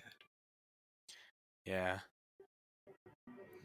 See, like right here, like as he says that, and like if you would have had like a physical representation of Kaj, I think could have been kind of neat. Just Yeah, it could have been neat. You know, I know it's for partially for the cultural reference in the moment, but also like this is here. there's a precedent here, you know, for heroes to see their fallen ancestors. Yeah. Oh yeah. But I mean, like when he runs to grab the Blue Beetle suit, like if like it was him kind of grabbing Kaj. Right.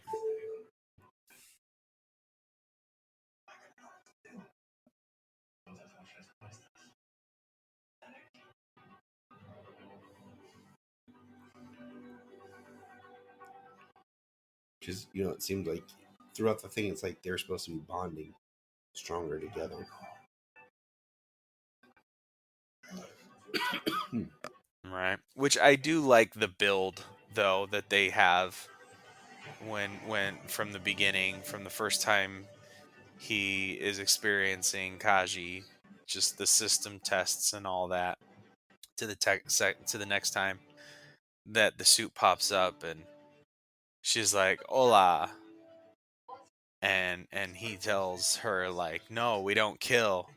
And then coming up here where she stops him. Yeah.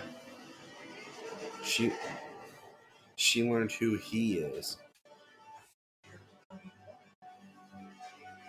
You know what I'm saying? Like she learned who he is.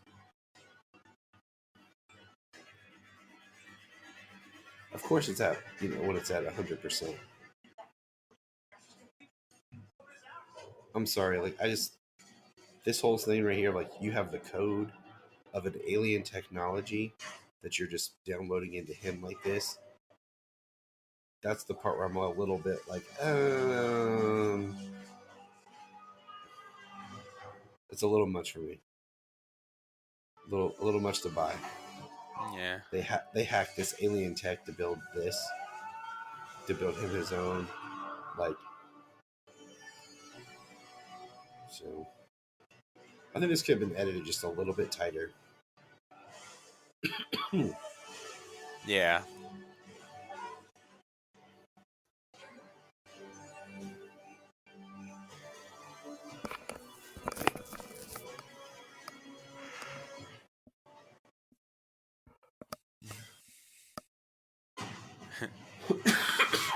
I almost wonder if I would have done it split screen. Almost like a comic book panel.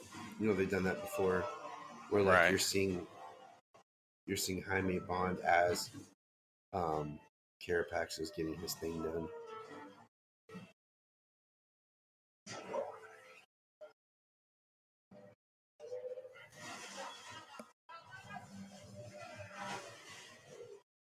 Carapax is very much like the Frankenstein's monster right here. If you think about it. Sanchez, stop him.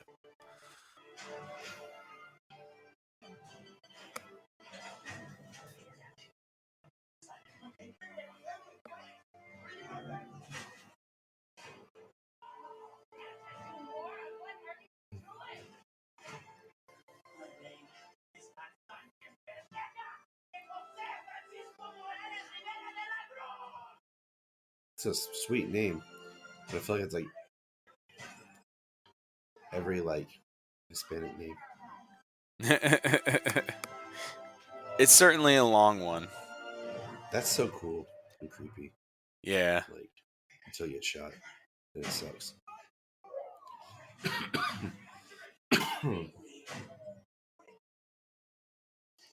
Run, dude. Just run. It would have been kind of neat if like we hadn't got as much with what Carapax was going through, so we really didn't know what he was going to look like. Man, it was a little bit like, scarier.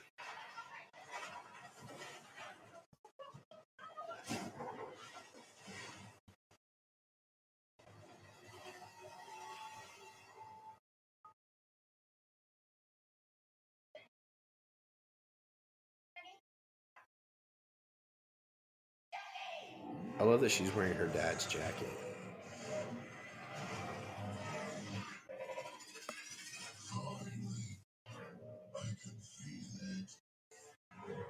That Omax suit looks pretty sweet, though. Well, I was about to say, like, he looks sweet.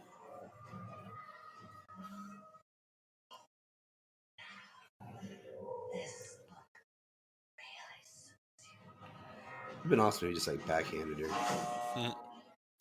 Yeah, it would.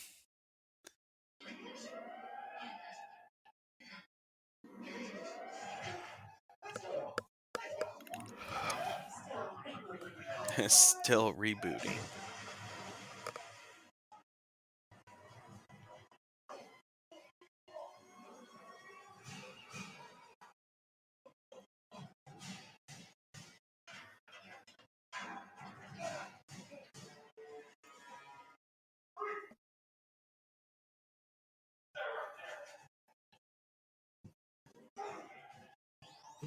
He's about to fight him straight up, just as.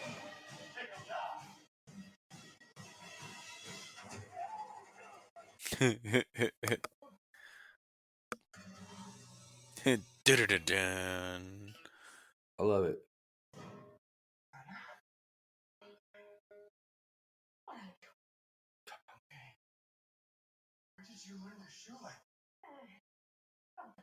I'll tell you later.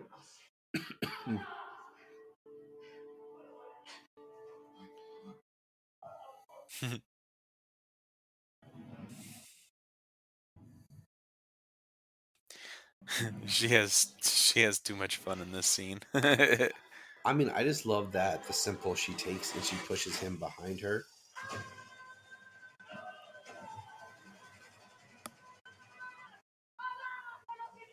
Damn, with the imperialists.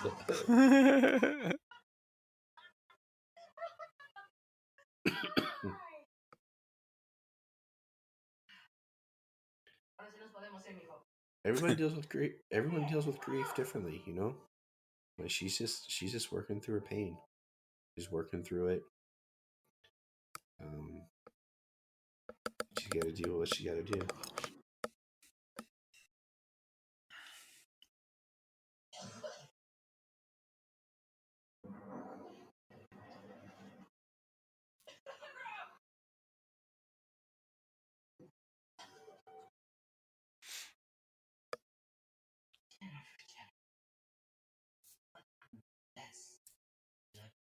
I would love it if like Jenny just pops up in the roundhouse, kicks her. Right. Well, no, I mean, even once again, it's somebody else's fault.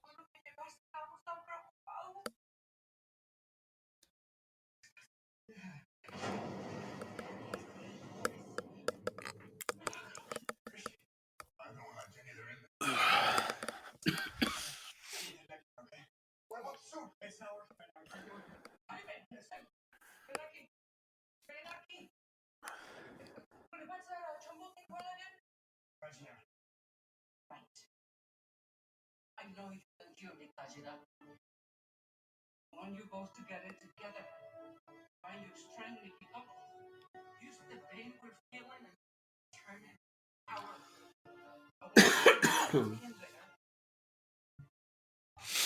And kick their asses.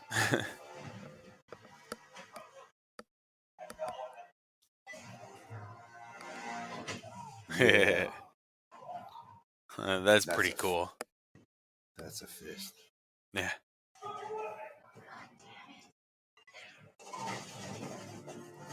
What? I'm glad that shield worked.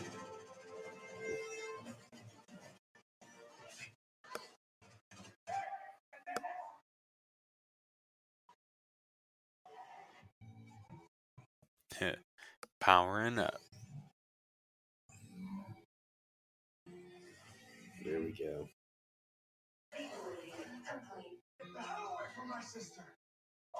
I like the way his mouth moves. Like it's not just a plain face. Yeah. I love this. Just the way it's filmed, like Yeah, it's a pretty cool hallway fight scene.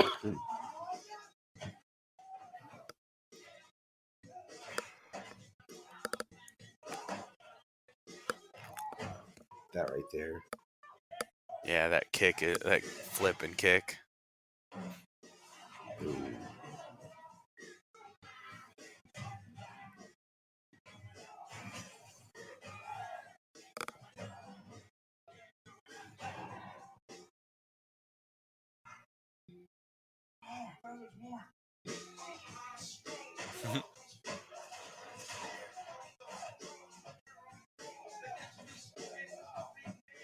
I love they got Cypress Hill playing during this.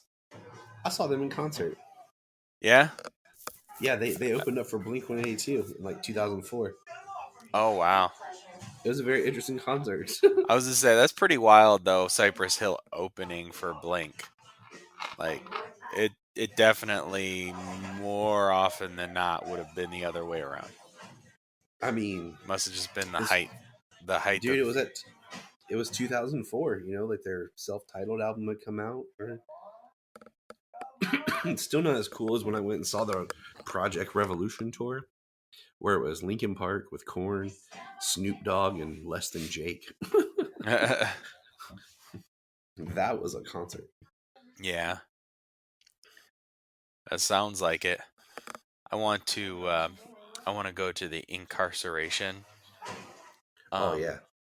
festival, Tattoo and Music Festival at the what is it, Mansfield Prison? Yep, I was up there today. Oh, really? Yeah, one of our fosters, actually a couple of them, are up that way, but I gotta go and visit. Right. So. Here he comes.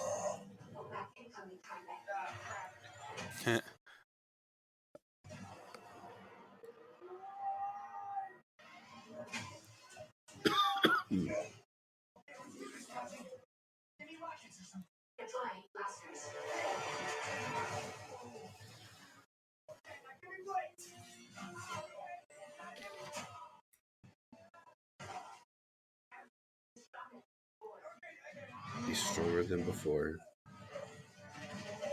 But see, he doesn't. He's just a suit of armor. Like, he doesn't have.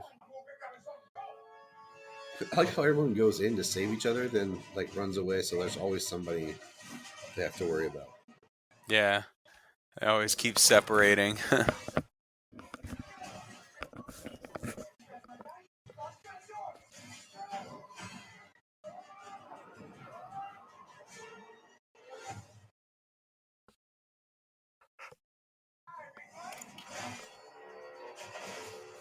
Yeah, right, that definitely feels like Whiplash. Yeah, definitely with the whip.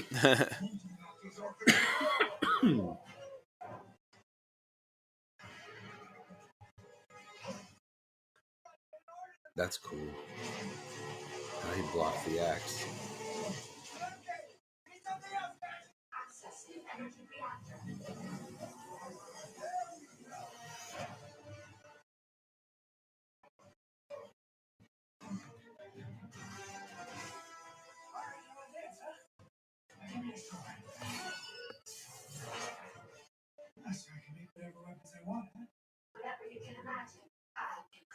Yeah, I get in trouble with that one right there.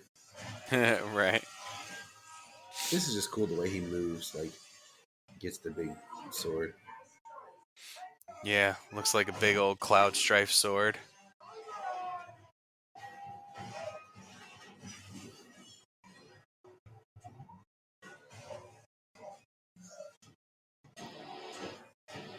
I have a very unique imagination, so I come up with some fun stuff.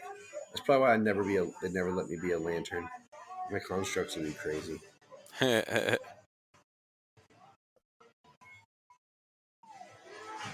was cool.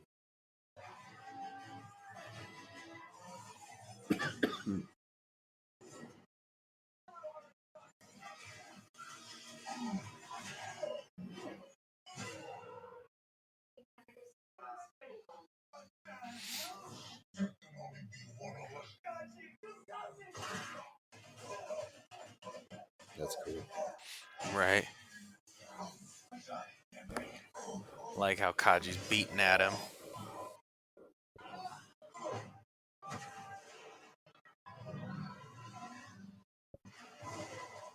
That was intense.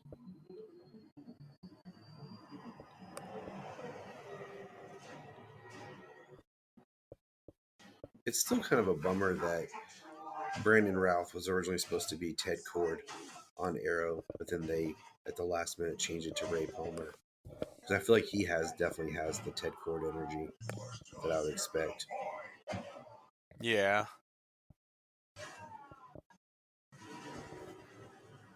Yeah, I could very well see that.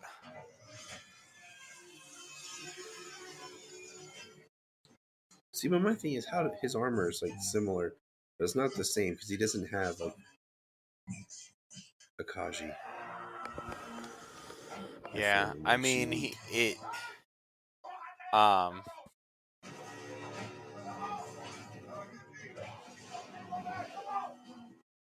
the way that it's able to create some weapons, I mean, so like when he first put it on, like it was mostly some hardware that came out, but it was also a bit of like nano machines. Yeah. Here's your classic. Your hero has like half their mask torn up, so you can see the actor's face.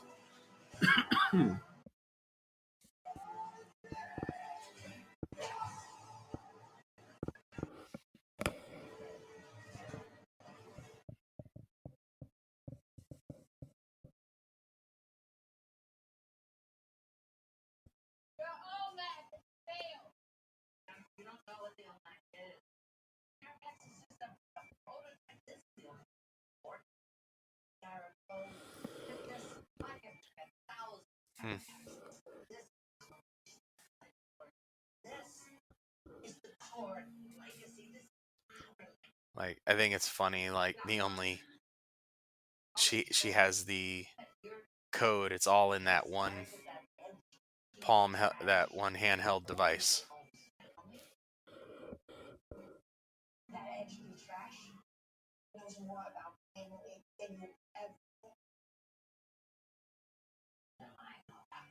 I know about our family that overlooked me just the way that you are, because you were just like your pathetic father, who didn't have the guts to do what was necessary for the greater good. Mm-hmm. And you should pretend we're here now. You can make me.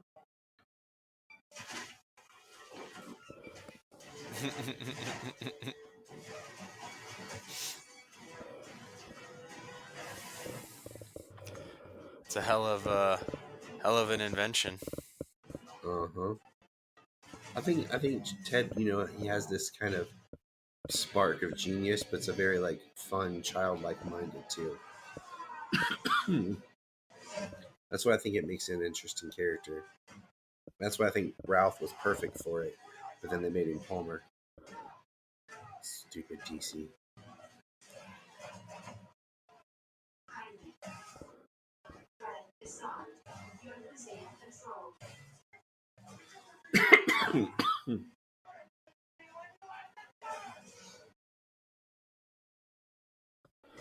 And he's real upset about his Uncle Rudy. Well, that's just. Well, yeah, in his mind, it's the second family member he lost. We're not killers, Ahmed. Let him go. What about that? Rudy! Delay the transfer. I unlocked his memories. Let me show you.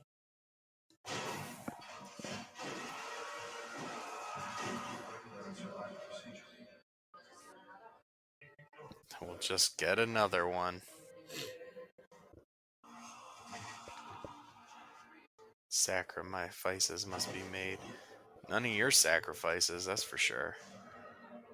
Don't sacrifice nothing. Restore.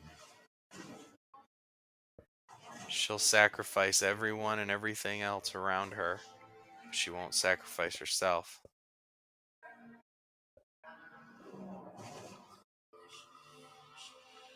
I like how it's working backwards.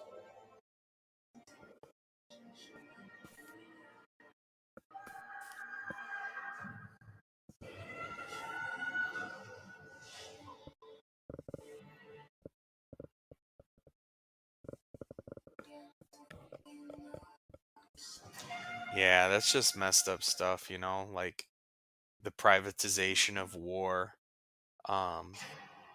And like that's like the grandfather right there. It would have been the grandfather in charge.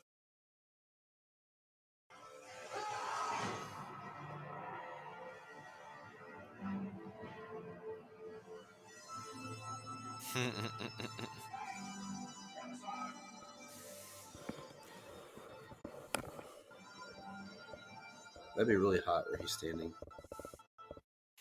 Yeah.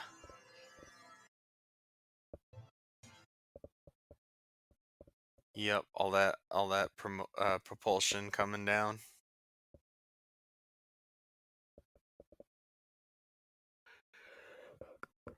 Surprised Kaja hasn't fixed herself yet. Like for his mask. But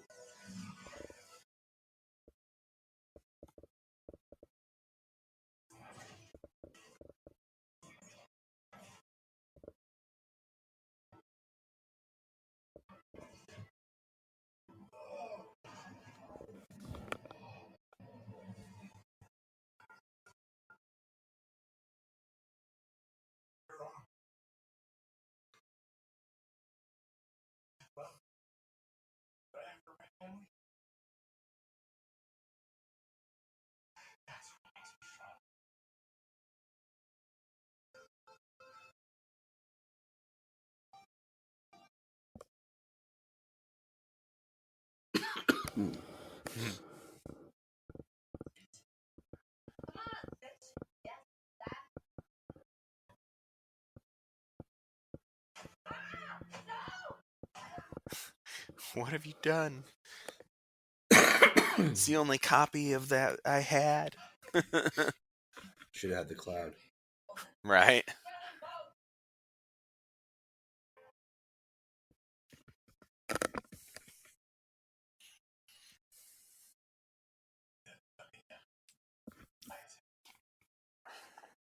What are you doing? They're getting. No.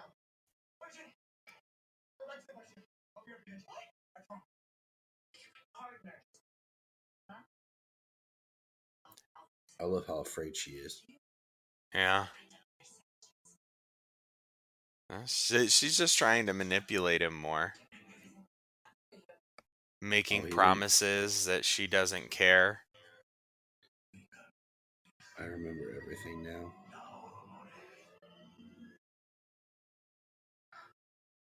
What would have been neat is like he heated up that metal with his mom, and then like just held it against her forehead and burned it into her forehead. Right. I mean, I think we would appreciate that, but I also, could be a little bit malevolent in that. Yeah, I mean, I love but the I like that he juxtaposition. just drags her. I love the juxtaposition of him seeing his mom, saying it's time. Yeah, that it's time to go, when his dad was telling him it's not his time. Yeah.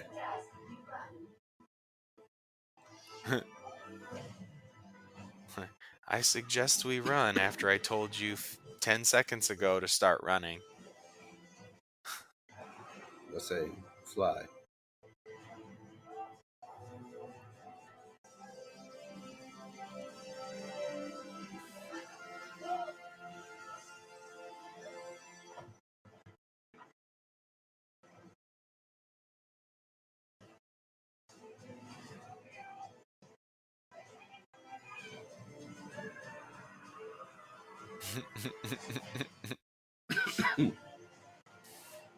It's intense. Yeah. This is a movie I'd love to see a gag reel. Maybe we will. Eventually. I don't know, maybe it's on the Blu-ray. We'll know soon enough.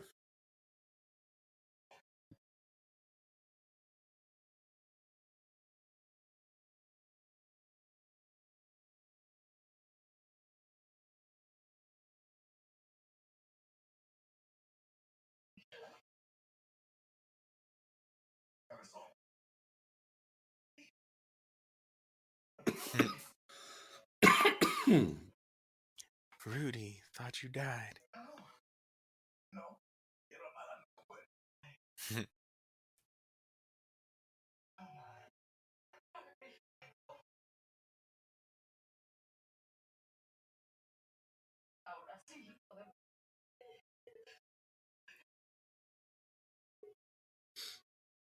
Yep.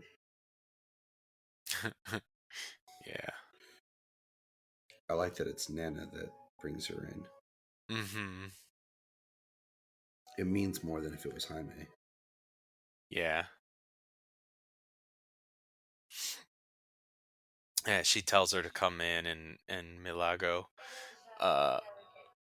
puts her arm around her. You know, that's a character arc for Milagro, because she was a Cord. She didn't care just because she had the name Cord. She was bad. Mm-hmm.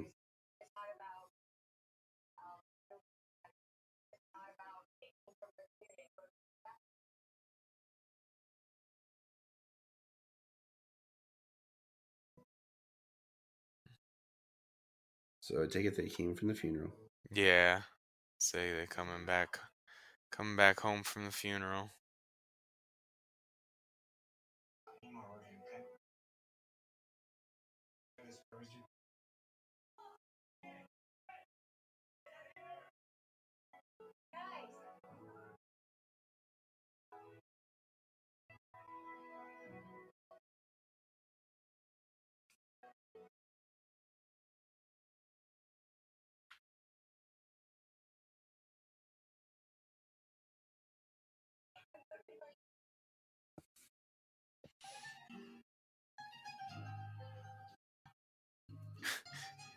You know what? I couldn't like the thing that I thought was just a ridiculous complaint about this moment is like, oh, what? Everybody showed up. They're not helping them rebuild the house and stuff. Blah blah blah blah blah.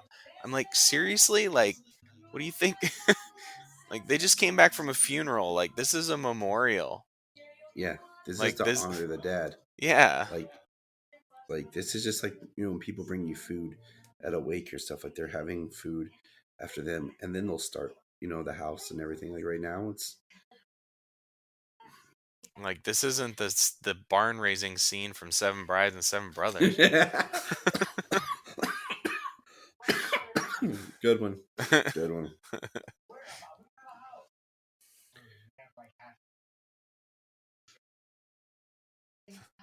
I'm sure they're gonna help us out. Like, right there. Like, the neighborhood's gonna help us out.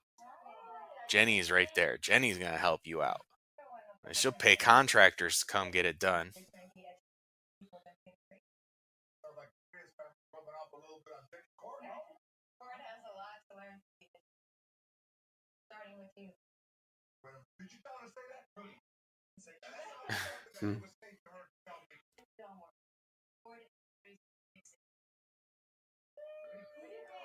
Right there. People are complaining about it, and there's a line of dialogue. See, this is just people just don't pay attention. They want to hate on it to hate on it. Yeah.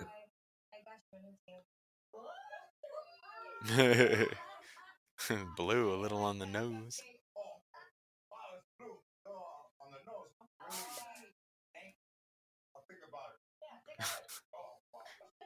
I like that. Come help me like it. I like that she's still wearing her dad's watch.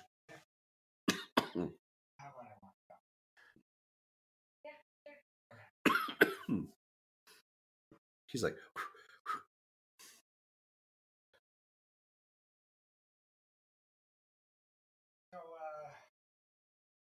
when am I going to see you?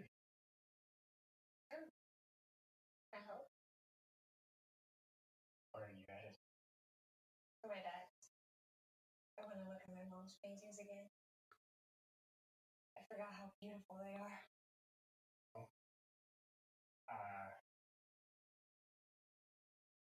What if I gave you a ride? Smooth. Yeah.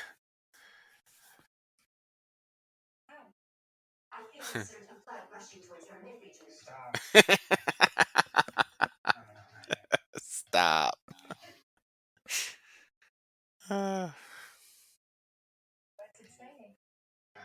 See, still, you know, yeah, it's yeah, the second. It's the second joke in the movie, and even after a bug fart joke, and it's still done tastefully.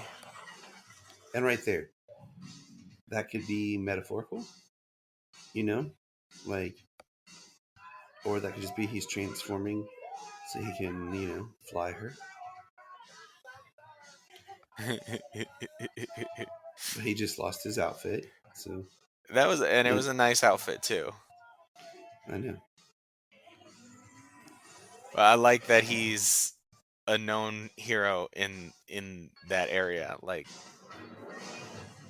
his family, everybody knows it's not a secret. Blue Beetle. Yeah, like. I mean, I think overall that it would be kept a secret, but not just like, hey, this is Jaime, this is Blue Beetle, everybody come check it out. We did it, Blue Beetle. Blue Beetle. I love this movie. It's just fun. Like it's just one of those you can just put on for a good time. Like I don't need the superhero aspect to be on for me to be enjoying the film. Yeah. I want to be listed in the movie as Dude 1, Dude 2, or Dude 3. Yeah.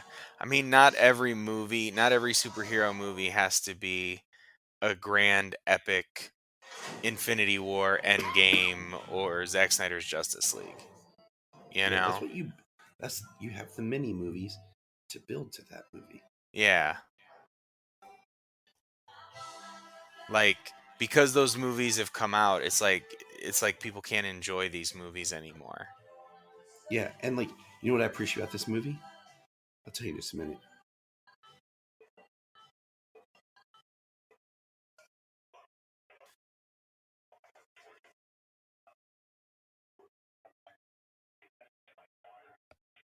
Whoever turned on my computer.